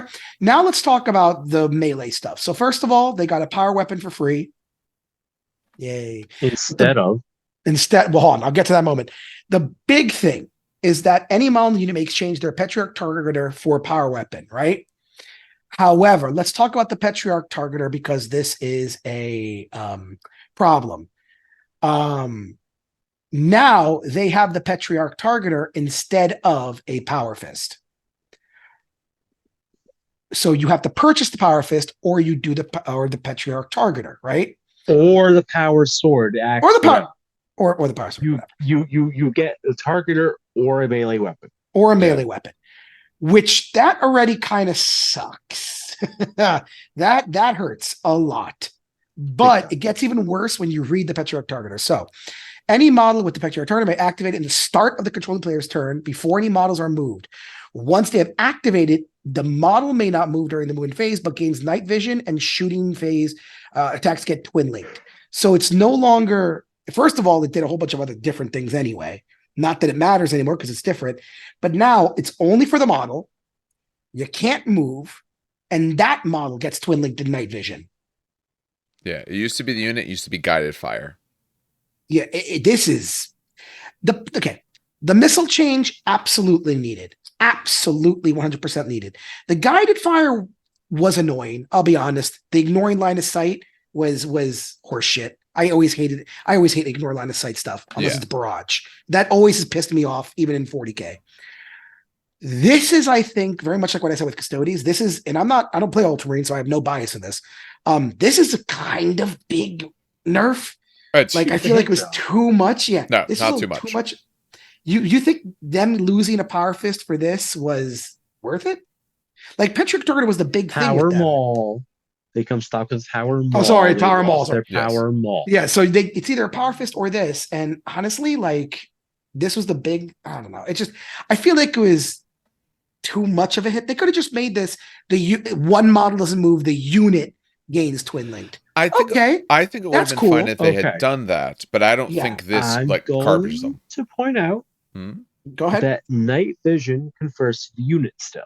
Yeah, it does. Does okay? Oh, Yes, wait, night vision is a even though it unit-based says the ability. model, even though it says the model. Right. You should, Remember, Night Lords characters can pick up night vision. Okay, that Yeah. makes okay. So then, Your giving night vision to the Armatos unit might has be- night vision. He affects the unit. Night vision is a Okay, unit okay. ability. Okay. I just wish twin link. I think honestly, the twin But link could have yeah, affected the it's- unit. Yeah, I would. Were they twin linked if before? no, Is that a thing? no. Okay. They were No. So guiding Lost fire, Guiding which is Fire north. Yeah, gained twin linked. no, Not gain the twin linked on worst- one model, Well, unless twin linked is conferred to the unit. no. Like No. okay, That shouldn't be, no. Okay, so yeah, that's what I'm saying. If it was twin linked to the unit, I would say, you know what, acceptable nerf. This is great. I love this. I mean, they this hit is on perfect. twos. Yeah, but Twin linked isn't as good when you already hit on twos. yeah, but it's kind of like to me, it's an additional slap in the face. They got slapped in the face, which they needed to, but this is more like the guys on the floor, and you're just like, like that, you know. It just should, I don't know, it should be to the unit. That's just my call. But it's what's done is done. They got nerfed, which they needed to. I think it was too much, but lo and behold. Who's after Fulham and Tars? We're talking about things that we find interesting. We're not going to go through Yeah. each and every character. Oh, There's each too one? many. Oh, I know, but I'm saying, like, is there anything new before we get to Real North? Just if there's anything you find interesting. Points Oh, went up on Cassian. low guitarists. Look at Cassian. He's the next page over. Steve, Okay. did This he get? one's interesting. Yeah, This one's talk interesting. about things that are interesting. Don't worry about Yeah, going yeah, each Cassian's individual one. interesting. Okay. Cassian Dracos dropped like what, 50 points, something in that neighborhood. Holy shit! He was 300 for a box dread Oh, that's With- right. I remember. for a box dread with initiative 4, which was cool, but he was still a box dread, Yeah. and he still is a box dread. But they buffed his It Will Not Die to a 5-up instead of Okay. the stock 6 being a salamander. More interestingly, he used to have 2 heavy flamers built into his Gravis Power Fists. They are now Pyroclast flame projectors, Whoa. meaning that he has the choice of flamer or melta when he shoots. Okay. But it's mainly the points cut that's like, ooh. Did they increase his weapon skill at all I or like- anything? No, No. the stat line has not changed. Okay. He's better than a box dread because he has the initiative 4. So he's playable, unlike a typical box dread, except the points are way out of. Now the points are closer to where they should be. It's 60 less. He used to be 310. Jesus. Yep. Okay. So he's That might- now in the playable range. I don't think he's better than a Contemptor because if he gets hit with instant death, he's still taking 3 wounds at a time. He still only has toughness 6 instead of toughness 7. He still has only 5 wounds instead of 6 wounds. So I'm not going to say he could go fight other dreadnoughts successfully. But he at least will get to roll dice, unlike regular box dreads. Yeah. And if he lives, he will maybe heal a wound. Maybe. We'll see. Okay. I like that. That's a good change for me. Actually, a lot of the almost all the salamanders had changes, which is interesting. I mean, it's just making sure that they are the console they are. Yeah, they That's count all as they what are. they are. Yeah. That's the Good. most. The rest is just console cleanup. Yeah. Is it? Any other particular characters? We're I on know there. Dan would have talked about Liner, so just go straight to him. Yep. So, and then I think the Tormentor's after. I wonder if Steve's going to talk about I don't know what the Tormentor does. I know Just that points it's your cuts. Iron War. Okay. Just a points So, cut. so Realner. Oh, I'm on the wrong page. Whoops. All right. Realner got actually. Oh, that's the wrong dude. Thank you. he got a bunch of changes. So he got points cuts. So he was what, 250? He was 250, yes. Yep. So he's 215. So that's a good 35 points. Okay. Still a little too cost much in my opinion, but whatever. It's fine. He went up to weapon skill 6. So he's now basically a praetor. He got 4 attack. No. Oh, Dan, you did not focus on that long enough. What? A basic contemptor is weapon skill 5. Yeah, he's weapon skill 6. Veterans and centurions are weapon skill 5. Weapon skill 6 is fucking huge. Yeah, no, it's okay. So apologies, let me backtrack. That's amazing. I guess I'm not so reactive because all the custodians ones are 6, but I guess for a so if you normal play Space one Marine, particular special army, that is no, I'm joking. That was a joke. 5% of the armies. Dave, that was a joke. I had to play to the joke. No, this is actually it is really good. Weapon skill 6 is amazing. Period. And I think he got a boosted attack. He got 4 attacks instead of 3. Yeah, he used to be 3 attacks, and he's now leadership 10. Here's a stupid question because I don't play normal contemptors. Are normal contemptors with not double fist, just 1 fist, 3 attacks base? Yes. Okay, so he got an extra. So now he's just attack. Okay, and he's leadership. Oh my god, was he leadership 9 before? He was 9 before. Yes. Oh fucking GW. Thank you. All right. So I mean, 250. Okay. He's the Emperor's children. So on the charge, he's initiative. Yeah, he's initiative 5. Here's a quick question. Mm-hmm. How much is a normal contemptor with an assault cannon? Just out of raw curiosity. It's 100. No, a normal contemptor with an assault cannon. It's 200. Something that is like normal contemptor's what, 175, and the cannon's probably 10 points. Without looking it up, that would be my guess. I was going to say it's got to be like 180 or 185. Damn, I would guess about 185. Someone okay. So anyway, for 25 points more ish, getting weapon skill 6, an extra attack and leadership 10. Actually, that's not bad when you put in perspective. Before it was like giving up all your drugs because he is loyalist, and the drugs are all traitor. Drugs is, you mean the screaming things? Yes. Yeah. I mean, that does suck actually. No, you know what? Screw it. No, I like this for 25 points. I do, and people too. People do play Loyalist Emperor's Children. So honestly, yeah, this is neat. I appreciate this. Now I can actually say, I feel like we can go back to the recording, but I remember me looking at it and be like, Realner sucks. It's just awful. This makes it. An assault cannon contemptor would be 190. Wow. Yeah. So really, he's only what? Yeah, he is 25 points more. I wasn't joking. Okay. For the I would pay 25 points to make my contemptor's weapon skill 6. But it's skill 6 and 1 additional attack. I'm not sure what the leadership does because contemptors are fearless unless I'm crazy. But yeah, this is also, I don't even think contemptors have normal crusader. I mean, that's not a new change, but hey, you also now have so now you have crusader as well, on that for that, and it was already there, but like for that 25 points. Yeah, no, it's going to mess people up. Yeah, no, I like this. And actually, I'm actually happy with this one because I do like Realner and this. I keep saying his goddamn name wrong and it pisses me off. He's really cool in the stories. He just really wasn't cool in the rules. He kind of just like sucked. That's just kind of mean, but that's what it was. But I do like the fact that he is now kind of just awesome. 100%. I love it. Any other characters we want to mention? Like I said, most of the changes are small, and there's a bunch of them, so I don't want to go through each and every character. But there's someone in particular, there's wants to talk about. There's a Death Guard that gained Shrouded 6. There's nothing else that's interesting. No. All right. And Naked Mole got frag and crack grenades. Congrats. Yes. Got rules. Should have had anyway. All right, so that does it for base Space Marine things. Again, pretty much everything we liked. Fulminatars maybe got hit a little bit too much, but that's okay. They were super great for a while, so knock them down for a bit. Yeah, exactly. I'm not like I'm mad, but I'm not like boo-hoo is me. You know what I mean? That takes us to Hereticus next, because that's the order that I have. And again, Dead Damocles Lino, it can put people inside. That's nice of it. But not if they're bulky. Yep. Not if they're bulky. Achaean Force is nice. Things that actually change. Yep, Achaean Force. You still can't, I will point out, because I remember, I think it was, damn it, it's David, please. You still can't give Achaean Force weapons to Praetors. That's so stupid. Please, GW, just give it to them. Just please. It's dumb. Yeah. Anyway, to activate the special rule. So what's the difference? Just discuss the difference. Oh. Do you know the difference? I had no idea. I was just going to Okay. read it, but The difference is that now you can have it on units that are all independent characters.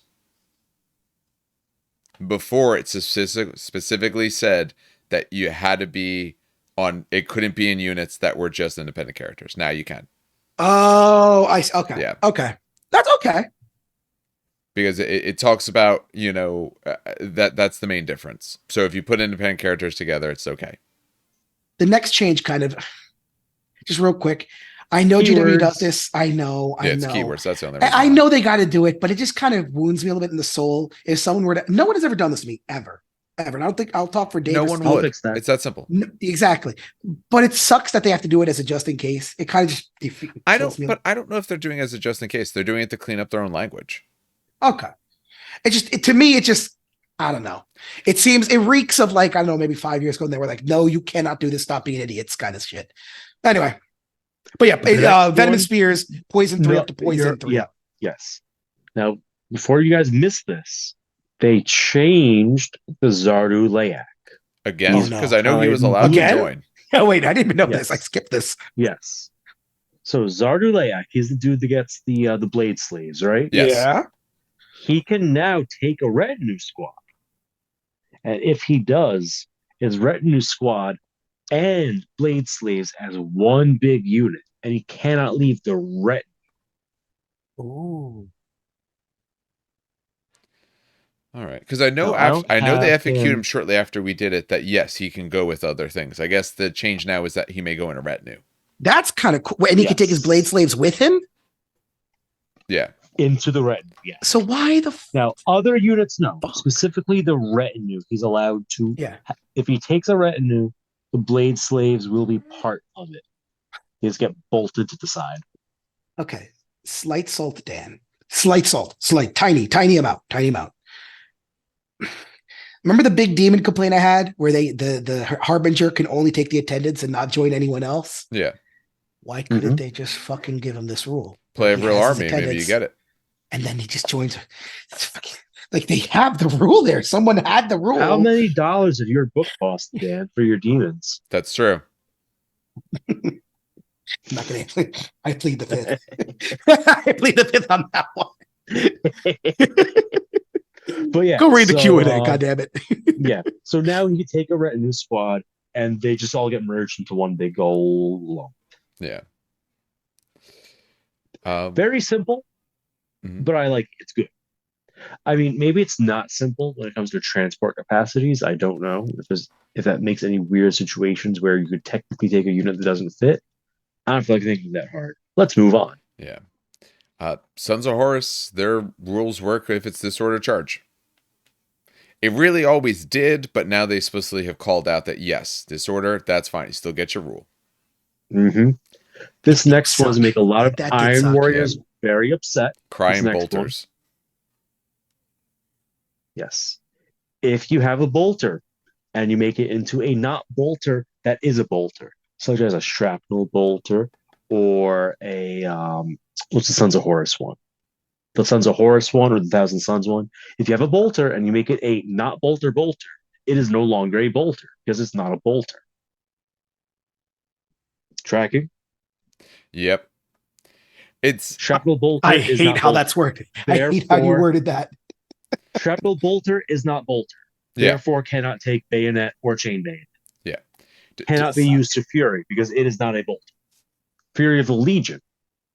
Now, our Right of War gives us Fury of Olympia, which replaces Fury of the Legion, which specifically makes shrapnel bolters do their own special Fury. But anyway, that aside, no chain bayonet, no bayonet on your not bolter bolters. Yeah. All right. Do you want to do the other one because it affects you as well? Yes. This one is it's necessary because of chicken and egg nonsense. They broke the paradigms. So you have an Iron Warrior vehicle. It's got some weapons that are strength 6. You go, aha! I see an enemy vehicle. They've shot at me. I'm going to shoot back at them. But wait, my strength 6 gun becomes strength 7. But then I don't shoot at them, and it's back to being strength 6. So I can shoot at them. So then I target them and become strength 7. And so on and so forth. Good news. You could still shoot it, even though it is now strength 7. Yeah. they're going off the base strength of the gun, not what you modify it to in a crazy way when you're talking about like Iron Yep. Warriors and all. It stays being defensive. Yeah. Very nice. We like this change. That's a good one. Time That's to go get some Volkite sponsons for every vehicle I own. yeah. That it keeps it nice and simple because there's not a lot of changes there, and some of them we didn't bother talking about changes that were identical. All right, that takes us to Imperium, and that's Dan's main book, and he's just about walking back. We can see him. If you're watching this, you can see him off to the side. All right, we are on to the Imperium book. Sorry, I had a bathroom break. That's all right. Which the Imperium one at least is reasonably short. Oh, this one. Well, it's short, but it's actually Well, a ton so of I changes. literally just said it's short. I didn't say any other things. Yeah. So what I said is accurate. So. I'll take a lot of these because this is All right. actually very quick. Go It's for actually it. quick. Real quick, Night Vestals, who were the apothecaries for the sisters, first of all, their unit save got changed to a 3-up. As it should That's be. awesome. The big thing, I don't know if you remember when you reviewed the Imperium book, remember how they had that really weird rule Oh yeah. where they had to separate or they had to join as a unit, but they couldn't do the apothecary rule. So they had to deploy Yes. as a unit on the table and they had to wait a turn for them to join the unit. It was a mess. It was an absolute mess. Now they're apothecaries. Done. Yep. They can attach into units. That's what they should have been able to do. I will point out you cannot join them now into Custodes, though. So you No. can't have a cheap 35 point You- 5-up. What? Can. Can't. Yes, you can. Just No. not as part of the point. Oh, yes. Right? Yes, So there's still independent apologies. characters. Yes. Still independent character You can still ball, wait a and turn. You could still do it the old way if you want to. Or you could deploy them. They still have to stay together, but then they immediately attach to other units. Yeah. So it's not that coherency nonsense holding them back, That was really right? cool. Yes. No, they still have the coherency stupidness. No, they're apothecaries now. So you know This how is apothecaries. No. They're not apothecaries then. However, before the first turn begins and any models are deployed to the battlefield, each model in the night vessel may leave this unit and join another unit. Never mind. I read Yes, they got rid of they joined the battle as a unit. They cannot join Custodes because this is only for their detachment, not for an allied detachment. So they can leave and then join something else over the course of 2 turns. Yes. Never mind. You're good.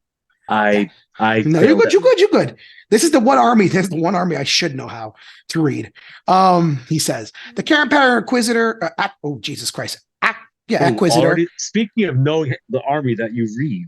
Yeah. No. And some of these words are weird. Acquisitor. They changed the weapon on the front. Basically, you could exchange the heavy cannon array for a mounted multi-melta. I think before the original was like 2 multi-meltas. No. What was the original? What they did. Yeah. Multi-meltas are twin-linked. So it used to say a twin-linked multi-melta. Now it's just multi-melta because multi-melta's base are twin-linked. Oh. That's the change. What happens when you twin-link a twin-linked gun? Oh, God. People need to stop. The Pursuer Cadre. This one's easy. Basically, any Pursuer or Pursuer Mistress in the unit may exchange their close combat for A. And then that was basically it. They clarified because it used to just say any model in the unit. They've essentially clarified that the Mistress is one of those models. It's not just the Pursuers. She is named differently, but she counts as a model in the unit. Yes, exactly. This is, again, keyword change. Subjugators do get frag grenade and crack grenades. Yep. And you also change the subjugators to anti-grav skirmish, light, anathema. And the Mistress also gets the same thing. So they gain light. Light. That's the only change. I'm surprised they were missing. I am probably just a misprint. They didn't have light. No, I will say I'm still laughing at the fact that light the or big skirmish? thing. Yeah, light. They didn't have. That's light. What it was. Skirmish they've had. What the big thing that I didn't notice in this, I'm still laughing at it. You could still do this. Please don't. Is that the squad that can do the reptiles? Oh crap! What are they called? The animal squad. They're called. You know what I'm talking about. Know it. I do know what you're They're talking the one about, thing I don't actually have because I don't own the models. That's the only problem. Anyway, the squad that you could take animals, you could still technically give your crocodiles swords, execution swords. Pursuer Cadre. Oh, it is the Pursuer Cadre. Yes, also, that was the big change. No, there it is. Now you cannot. Good. Yeah, any Pursuer or Pursuer Mistress. Before it said any model, so people were arguing that they could give their crocodile swords. Now you Oh, cannot. okay. My apologies. When Yes. I read. Yes. Oh, yeah, because they said any model in the unit. Yep. Now they So specified you got to be one of the people ladies. thought you could give your crocodiles swords. I'll allow it. Don't stop that. If you model it, I mean, Yeah, you have to show it, but I'll allow it. Oh if my you show God, go it. away. we'll see. You gotta play. We'll see with it. If your crocodile is Oh. modeled holding a sword, So just as a slight warning, the reason that was so ridiculous is crocodiles are actually very scary. And then you give them like an AP3, AP2 weapon. They will beat Marines.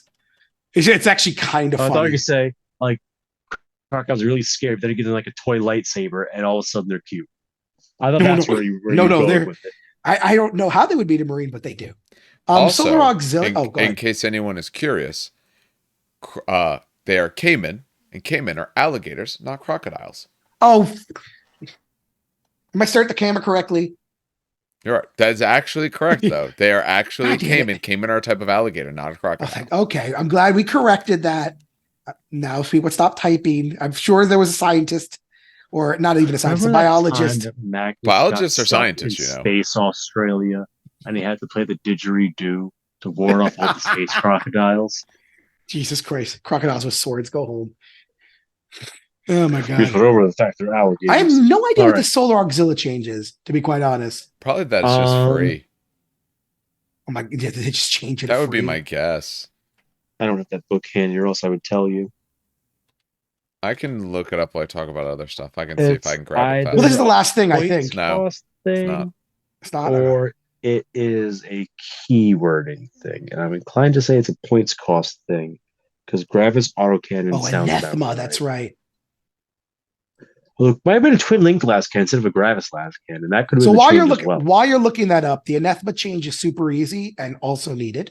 In addition, the leadership characteristic of a model with the anathema unit subtype can only be used for the leadership test or morale check if all the models have anathema. The reason this is important is because when sisters have a -1 leadership or a debuff, right? And it cuts through stubborn. What people thought they can do cheesily was take the Vestals, which were leadership 8, put them in like a Solar Rock squad or a Militia squad, who would all of a sudden be leadership like 5. But no, now I'm back to leadership 8 because I'm using her leadership.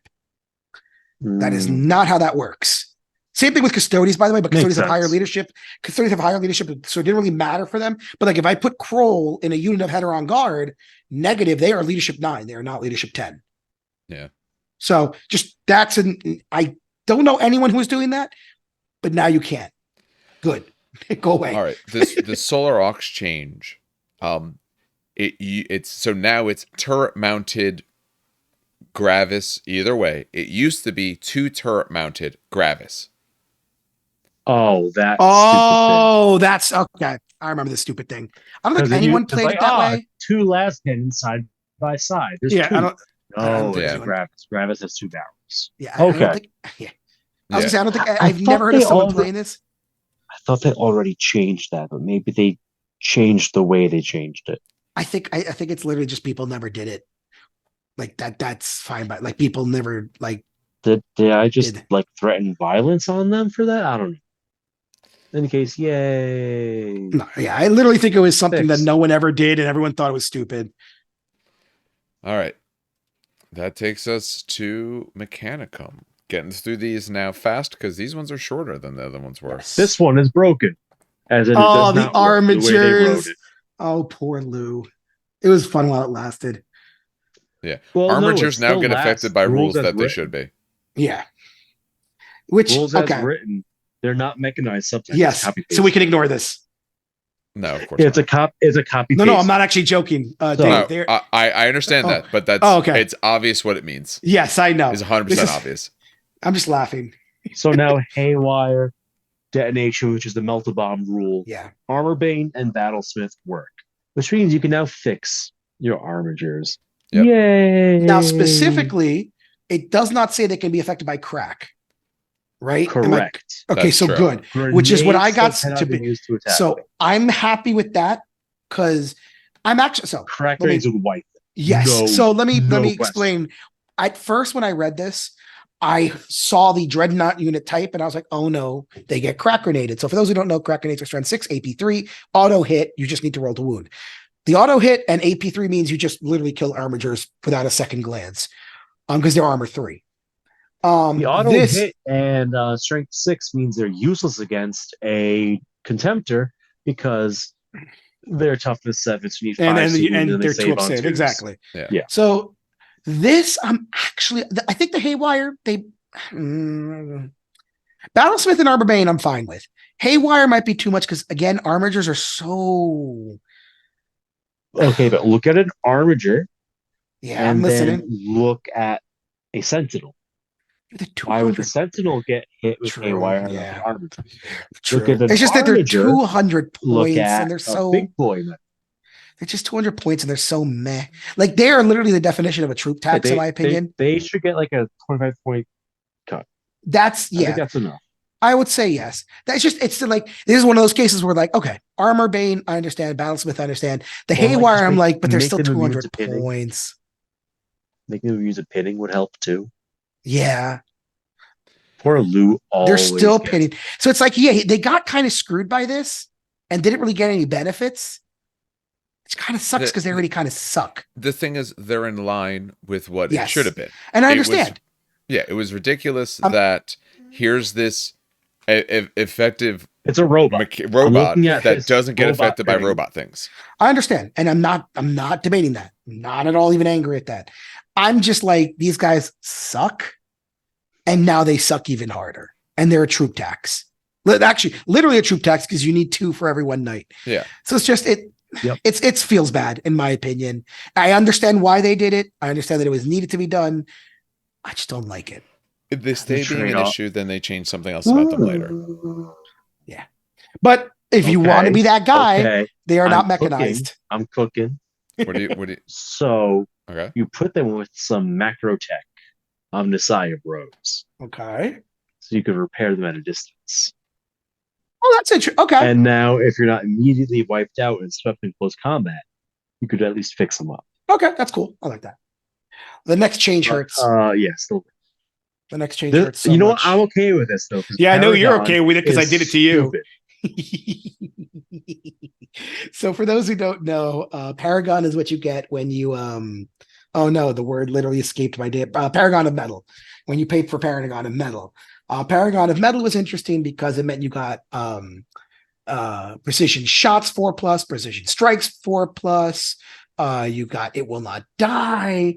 I think you even got a feel no pain out of it. Your ballistic skill weapons going up. It was nuts, right? Your robot gets better.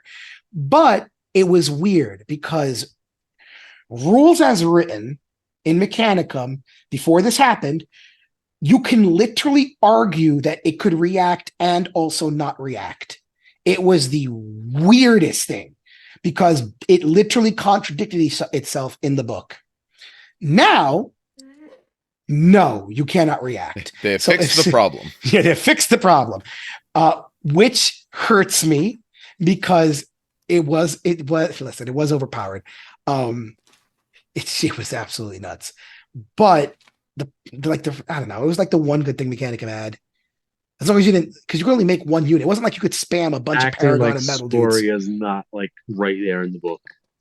Well, true. You could also just take Scoria and defeat this. In the no, you can't. No, you cannot because Scoria. Maybe I would have to look at Scoria because Paragon of Metal changes. That's hilarious. Yeah, because it changes to Paragon and you cannot react. So Scoria literally does not overwrite this. That's funny. So regular automata will get to react to Scoria, but not a Paragon. And so you don't get the Paris precision strike. Yeah, it just hurts. It just hurts a little. But hey. That way you don't have 2 auto takes in the same list right next to each other. I like it. All right. Mechanicum was quick. Oh, yeah. Yep. It's even quicker. Not exemplary battles. But I guess we should probably do that one, huh? Yeah, that's what I have in order. So, again, just following the order to make my life easier. Exemplary battles. It actually is very simple. This first thing's a big one, though. Yes. You don't need Fulgrim to go Legion's Hereticus, Emperor's Children. You can just decide, I want to be that guy. Yep. Not that guy. That type. of Emperor's Children. I want to be doing those things. But they also then go on to clarify you do not get other rights of war. You have the corrupted ones in the book, and that's it. Yeah. And then you still get to take Inducti. Yep. And you get your items. So like you can take Legion standards and Vox relays and all of that because you just rename it and say it has the Hereticus on it instead of the Legion of Astares. So you get all your other little bits. Yeah. That's great because we talked about Fulgrim not being really that awesome. So you can run your army this way without him. You can just do what you want. Yeah, we will get around to giving them a dedicated look at some point. Yeah. All right. All right. Solar Aux. I think it's just the Legacies. Lord of Wars. I think it's literally just the Lord of Wars, to be I quite honest. believe that's true. I had it. I didn't actually write it down, but I think it's just those. And like I said, the Lord of Wars. Oh yeah, for Solar Aux, I think it's just them, and they're all like 100 points cheaper. Other small changes. Oh, the biggest change actually in most of these. The Carius battle cannon went up in range. Yes. I think it went up. Yes, it doubled. Yeah, the Macarius ranges, I missed those. They're doubled. Wherever they were before, they used to be 24.36. They're now 48.72. That's really good. Yes. I'll take that. The other thing that you get, like so when you look at, say, the Stormblade, they're all 100 points cheaper, but the options of weapons have been reduced. They used to be able to take like a dozen different things. That is no longer the case. They now essentially replace most of them down to about 3 choices. So hey that's man, the I'm big going to take a difference. multi-laser now. Everyone's favorite. Yeah. Yeah. Like what was it? Which one am I looking at? This Used to be Stormblade? multi-meltas and such because Yeah. Marine. Multi-melta, Havoc Launcher, all that stuff. Yeah, you could take combi weapons, heavy bolters, heavy flamers, multi-meltas, havoc launchers, heavy stubbers, twin link bolters. You went from the Marine Pintle Sprue to the Solar Aux Pintle Special Kit. Yep. Basically. And that's true on all of these. All of them, if they had a variety of other options, not every one of them did, but they have a variety of options. No, they're all 100 points cheaper. They all have, like you said, the Solar Aux sprue. The Praetor Armored Assault Launcher, I know that's at least 100 points cheaper. It might be the one that's 150. One of them's actually 150. I think it might be this one. I got a points cut and it's up to blast 7 instead of blast 5. Yeah, it's a massive blast now instead. I know that's one of the changes here as well. The Crassus, I forgot to mention this earlier. The Crassus went from being like 400 points or so. Yes, it was 400 for the Crassus. Yeah, which means you can now take a Lord of War in 1,200 point games. Hell yeah. Yep. And believe me, I'm going to do this. I need I love the Crassus. I absolutely really cool. Adore this tank. It is really neat. Do they still make the here's model? Why. I don't think so. Yeah, me? Oh, good question. But I adore this tank because it has a high transport capacity without being an assault vehicle.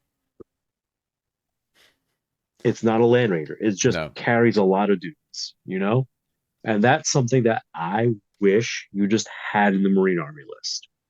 Just a bulk transporter that wasn't like a frontline assault vehicle. Assault vehicle. Yeah.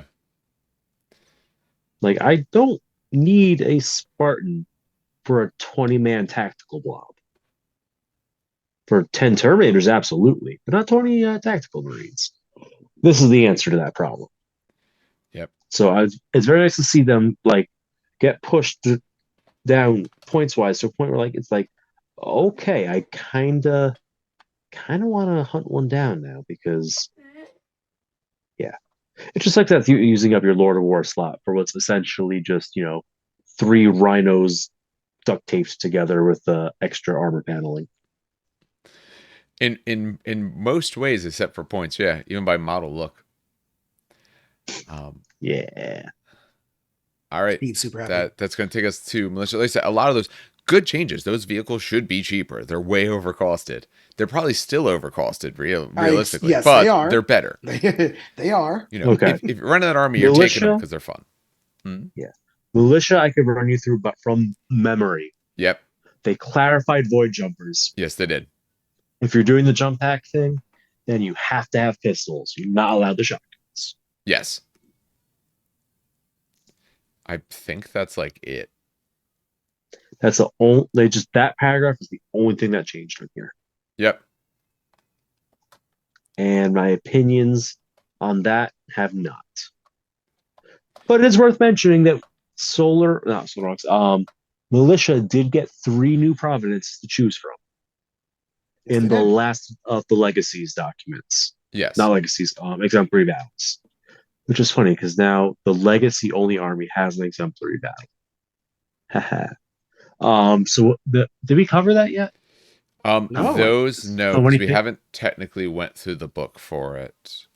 Should we hit those up real quick since we're here and we did everything else on the FAQs? All right, we took a brief pause there to pull up these provinces since we're talking about militia and they took like a total of 1 minute. We will talk through these provinces here just since we're also referencing militia and they had no other changes. Yeah, it's like a change. It's the same time period.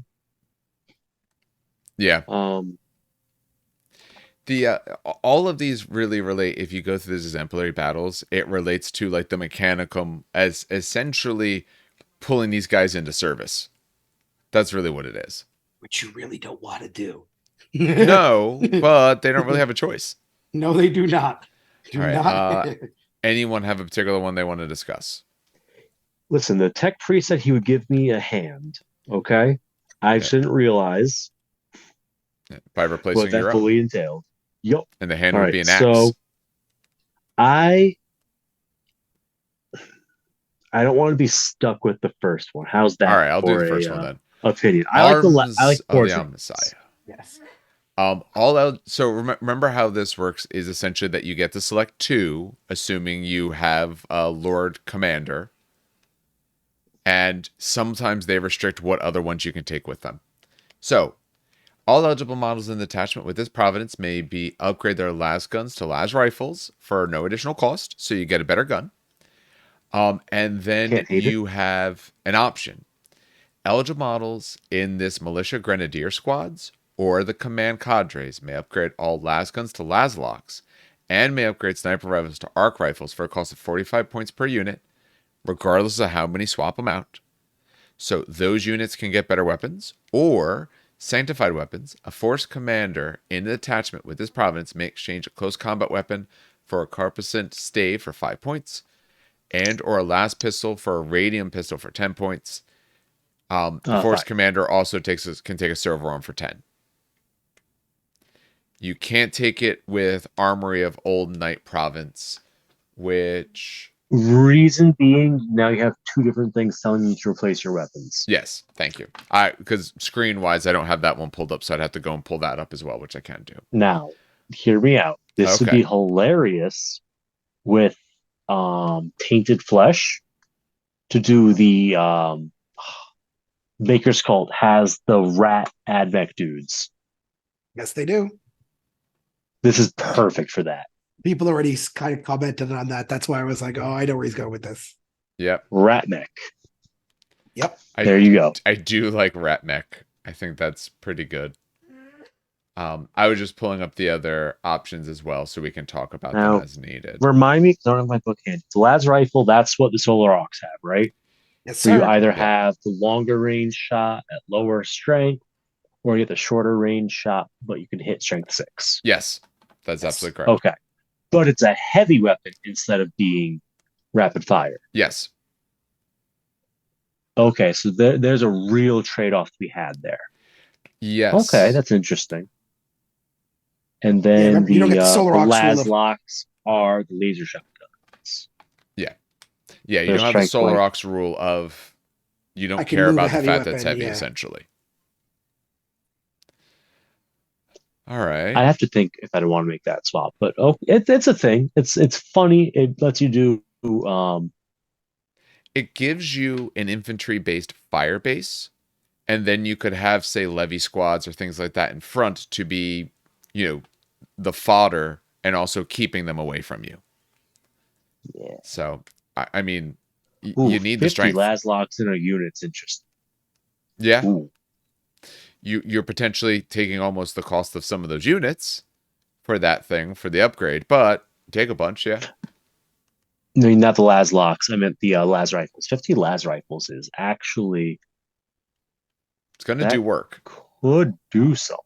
Yes, a lot more than Las rifles are going to do. All right. Or Steve, Las do you want to take rifles. I'd be augmented willing to levy give it a then? shot. I want Forge Remnants. Okay. Because I don't know. Dan, augment Because this levy. I think I know Forge Remnants better than Dan does. I Really? guarantee you do. 100% guarantee that you do. So fun fact, I actually opened up the wrong article. Of course you did. Yeah. God damn it, GW. Now I'm having the same problem. Why is Steve it their problem because you clicked on the wrong button? I think so. I don't even know what. All right, PDF Dan, I I'll cut you a opened. deal. Do you have your Mechanicus book handy? Because mine's out in the car. Yes, I do. Okay, so then I'll take augmented levy. You I find also this found it, by PDF. the way. I Oh. actually found it. Yeah, All I right, found Dan, it. take augmented levy. There we go. So augmented levy. Oops, sorry, scroll too far. Oh my god. That's the really cool. That's really cool. Amateur Augmented hour here levy. at the Apollo. I know, apparently. pretty much. Jesus. All Imperials military levy squads and detachment with the Provenance receive +1 of their Militia. leadership. Military. Oh, whoops. Can't even read. Receive +1 of their leadership characteristic and gain stubborn and the right of pure thought special rule. However, the detachment compulsory troop choices must be filled by Imperialis militia levy squads, and it may not have more infantry units except HQ choices of other types than Imperial militia levy squads in total. So, for example, if it has 3 Imperial militia levy squads, it can have a maximum of 3 additional infantry squads of other kinds. And Imperial militia levy squads in this army with the Provenance may not be joined by a disciplined master. You can also not take this with abhuman muster, tainted flesh, gene crafted, unending hordes, feral warriors, or ogren conscripts. And to give you an idea really quick of what right of pure thought is, I'm opening it on my phone. Reaction. Is that no reaction? It used to be something else in first edition, so that's why I'm getting confused. Fearless. That's what I'm getting really hot. And now it's no reaction, which is really lame. So you lose the ability to react, you gain a leadership and stubborn. Yep. I mean, stubborn's great. Reasonable trait. As a brief reminder But for you people, also lose access to unending hordes, though, and that's what makes levy squads interesting. Oh, you do lose unending squads. For a reminder of these things, so naturally their sergeants were leadership 6. They were 40 points for 20 models. I mean, 20 leadership 7 peerless models. Yeah, I know. Are they line? They are line, correct? Levies are not line. Oh. They are troops, but they're not listed as line. Okay. They don't give up victory points for dying, though. So they're an excellent screen. Yes. And most of those provinces that they rule out are provinces that would like make them stronger. Essentially, that's what it is. Yep. They don't want you taking tons of these guys at better strengths and better all kinds of things. All right. Steve gets the Forge Remnants, what he wanted so bad. Yes. Okay. Because this goes so nicely in so many different armies. So Forge Remnants. Basically, you're going to get a whole bunch of abandoned advent hardware. So your Grenadier squads and command cadres in the Provenance can take a Triaros as a dedicated transport if they have 20 miles or less in their unit. Already love it because love the pain trains. In addition, a detachment with this Provenance may include 3 additional heavy support choices, but they may only be used to select Krios squadrons. All Triaros, armored conveyors, and Krios squadrons selected in this fashion gain 3rd line and reduce their ballistic skill to 3. You can't take it with Survivors of the Dark Age or Clanfolk Levy.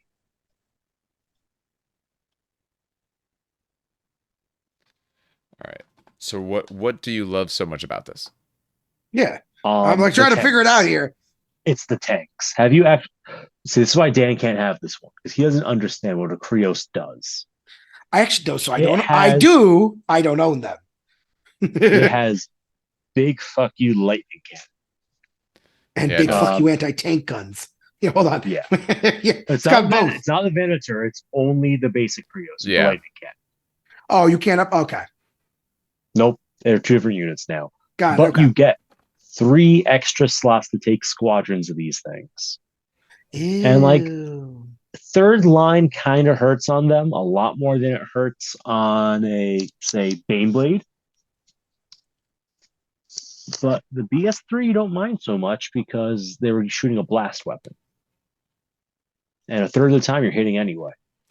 So actually, Krios Squadrons, part of that is any Krios battle tank may be upgraded Yeah, I was to a gonna say. I Krios think you can take. Venator. The Yeah, I was gonna Venators say. aren't a Really? separate entry. Yeah, I was gonna Okay, say. I what think you am can. I was looking on the book. Thank you, I, Dave. I'm I was. picturing the page Russes spread are. right now. There's several Russes that are separate, but not the Right. Krios. I'm trying to picture. I could have sworn I looked at this like literally last week Friday. No, What's I the have it pulled up. what's on the opposite page? The opposite page is the Karanos. That's what I was thinking of. Okay, Yeah. that because I was just glancing. I glanced like, "Ooh, that's cool," and then I moved on with my day. Yeah. So never mind. You can take Venators, Yes, you can. which are a great take on. Yeah, this is actually very dangerous because Venators are the freaking tank hunters. And They're super the Krios fast. is fast. Yeah, it's super fast. Get in the side of a tank with your very very dangerous anti-tank gun, and enjoy. At this point, That said, these are all Forge World tanks, Yeah. so yeah, You must also you're have the paying tank. for it. Yeah, you're paying for it. Although I will say my pain train wasn't. I say it wasn't too bad, but I also distinctly remember sitting in my dorm bathroom with a hair dryer for like half an hour. So I don't know if listen, that's just uh, Mechanicum in general, dude. That's just yeah. that's just the cables and bullshit. No, that's I not want to you. say the rear hatch was too narrow as well compared to the rest. I don't know. Anyway, I will say it was. I If I'm not really like the pain mistaken, train. I was gonna say, if I'm not mistaken, most Mechanicum tanks are really stupid easy to build anyway, because it's Yeah, because literally the treads just are built in. yeah, the treads are built in. So positive there. But this is funny because you can take this and the Lehman Russ one for a total of +6 heavy support slots. You. Why do you like this? 7 heavy support slots in an allied detachment.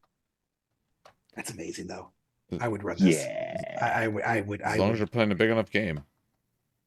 Lehman Russes on Militia are super, super, super cheap. Yeah, but it all starts adding up sooner or later. It all starts adding up and all the glances become pens. Yes, that's the problem. Not the points. Points in Militia are fine. It's when you glance me with a goddamn autocannon and whip my weapon Well, off. don't forget Arcans also rend now, so they actually could pen. Yeah, true. Also true. What's the armor on the fast boys? It's 14 with a flare. Or no, it's 13 with a flare shield. Or maybe 13 14. plus The 13 Triaros plus is flare 14 with shield? flare. No, he's talking about the I he's talking know. about the yeah. Krios don't have flare shields, I don't think. So Yeah, they, it's 14 Do they? plus flare and 13 they plus should flare? have. Is it 13 I plus think flare? I don't know. they- I don't have it. Gotta Let get me open back the to you. I got. I was scrolling, so I should be very close. Anyway, yeah. He says Just I like these 2 tanks, and I'm glad there's more opportunities to run these 2 tanks. That's what it boils Krios down is to. 13, no flare shield. no flare shield. Sure. Oh, that's weird. I'm on the page about it. War Oh, gear that's is the funny. lightning gun, That means lightning cannon, and searchlight. Volkites, my Iron Warrior I think that- Volkites will glance them on 6s, which then become pens. Which then become pens. So if you're fighting Iron Warriors, I'm sorry. Otherwise, it's not great. It's not the worst. I think it's fun. I think now you're really want fine. some Krios tanks. Yeah, Yeah. They're not bad to build. They're not bad. Most Mechanicum vehicles, because I own a few, except the Krios for some odd reason, are super super easy to build. I Even don't the think Makarov. any of these 3 are must takes. No. I don't think there's like, oh my god, you gotta take this one. I don't think any of the 3 are objectively useless. I'm trying to remember what the arc rifle does. That one's haywire, right? Yeah, that one's haywire. Yes. And the radium pistol's brutal too. Yeah. And don't forget, you could take Skitar. Well, No, Secutari. Secutari. Yeah, I was gonna say, don't do it. Secutari. You take Secutari, the Titan Guard, in their own special optional detachment. Mhm. So you And they're actually nasty. Secutari are nasty. So They're not someone to mess with. to me, Forge Remnants is you have a Mechanicum army or you're building up Mechanicum and you happen to have these guys, you get to, put your peanut butter in the jelly kind of thing. Augmented Levy, if you're running that, not a bad option. That one's kind of least interesting to me just because the amount of models you need to make Levy work. But if you happen to have, like, I don't know, 150 military guys, go for it. Arms the Omnissiah, don't to me, don't worry about playing WYSIWYG because they all have the wrong guns, and you'd have to get so many more guns for this. I think that one. I think that would be Scutari Rangers.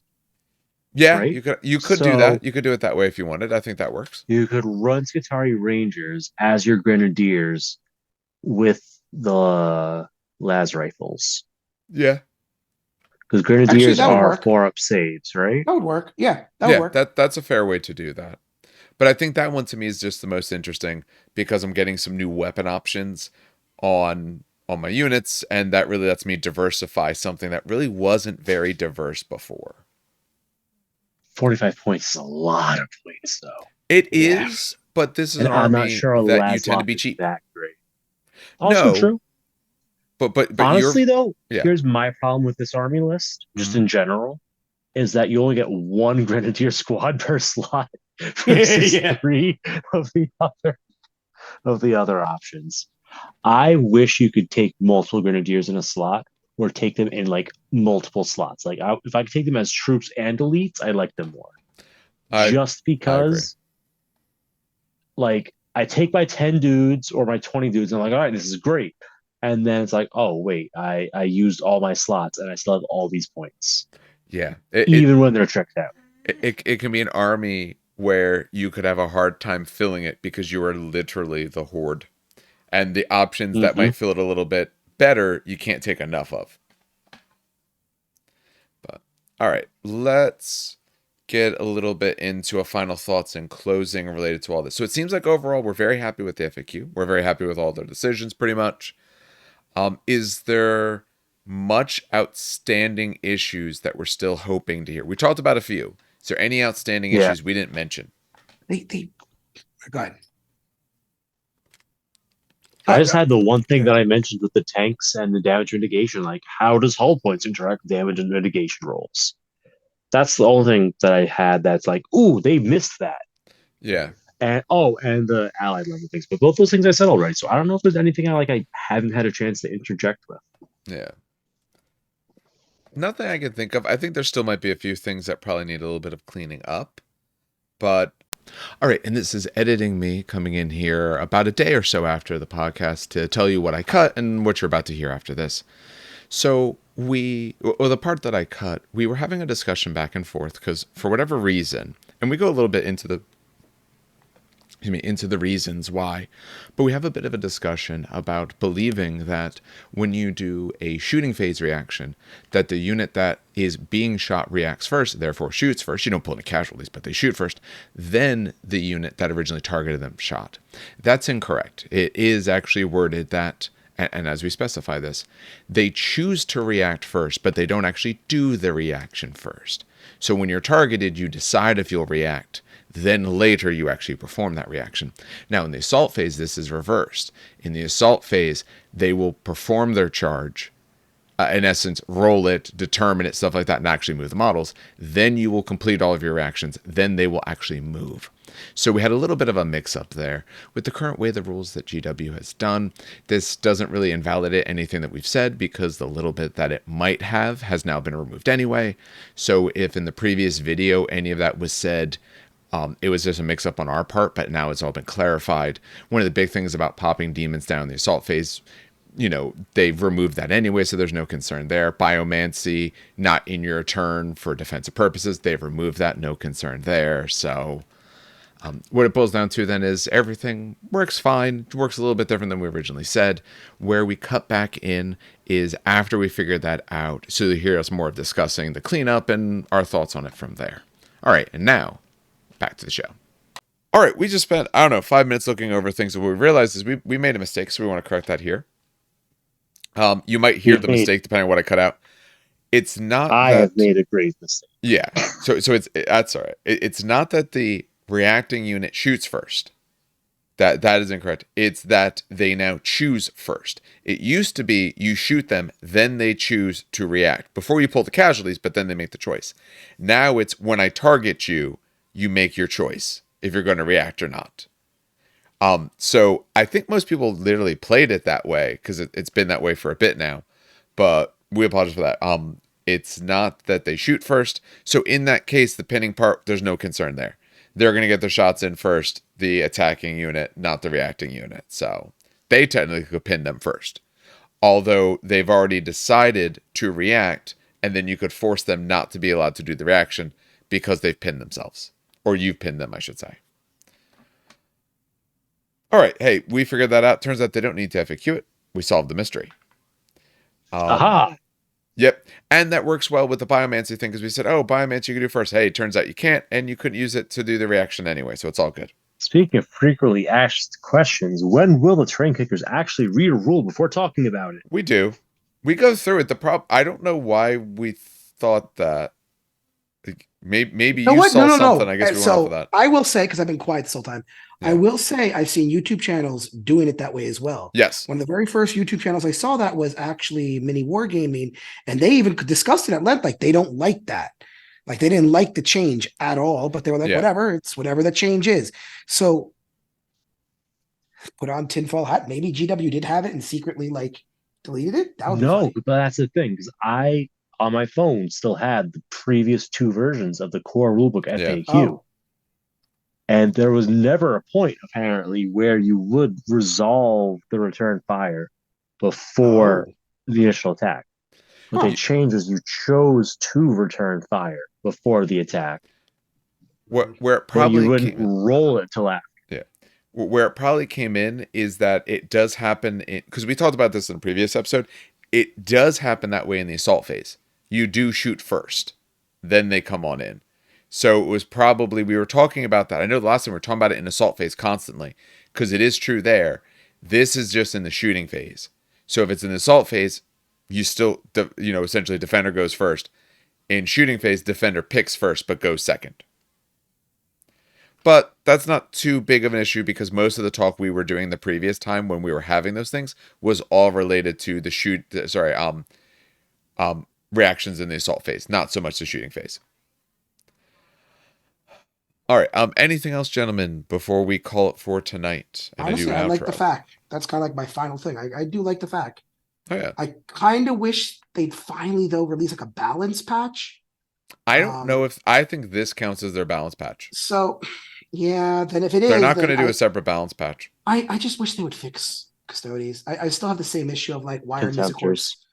Or, why are Contemptors? Why are Misericords free? Or not Misericords. Why are Meridian Blades free? And like, not that. Why are Meridian Blades free, right? And they should be like 30 goddamn points. Stuff like that they should really, really fix because it's kind of stupid. Anyway, that's just me. All right. But other than that, the rest of it, like I said, I'm not going to complain too much. The rest of it, I'm fine with. I think at some point you might see an update of the edition kind of thing, but I don't know if they're going to go back and do other changes necessarily. If they did, you would see it in one of these where suddenly it costs points, but they just haven't done that. Yeah. All right, so I think that's going to do it for us tonight. So, as always, we do want to thank everyone who does listen or watch, depending on whatever format you do. Remember, we do put out other stuff as well, just on YouTube. There'll be some videos coming out end of this week, early next week, depending on timing that I have, related to packs, different things found there. I'm going to start doing some reviews of some of the items, actually packs and board game reviews and all of that as well.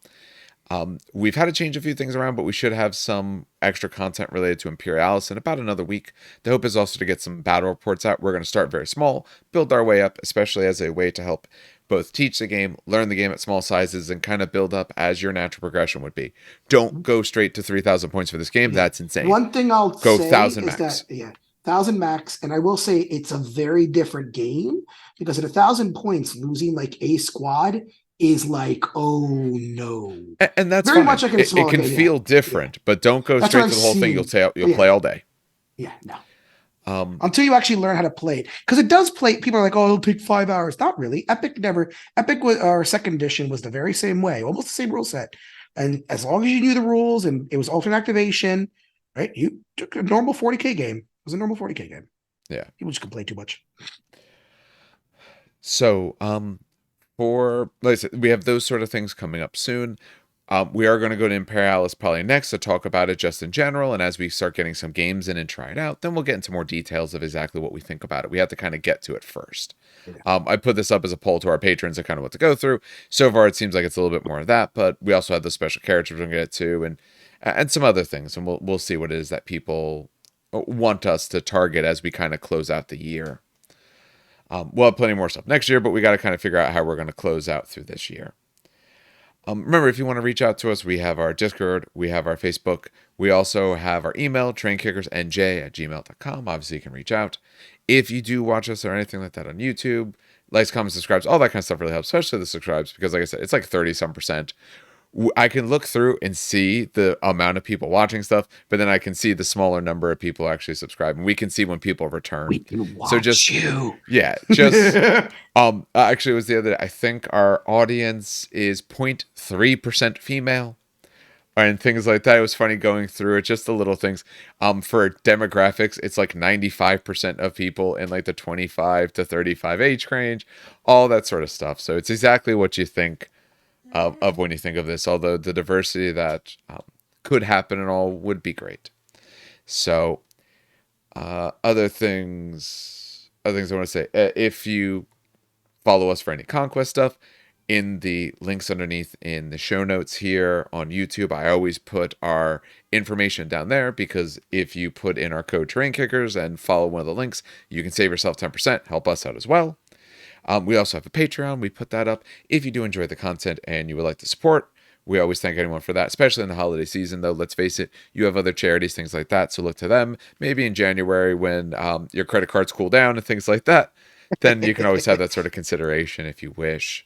Like I said, we don't lock anything behind it. We will start trying to ask some stuff or maybe time lock something, but I would never put something there that I'd want to release to the general public. Might still do something behind there just as an incentive for the people who do it and as a thank you for them, but nothing that would stay there forever. But we'll see. All right, I think that does it for us tonight. So, on behalf of everyone here at the show, have some good hobbying and some great gaming.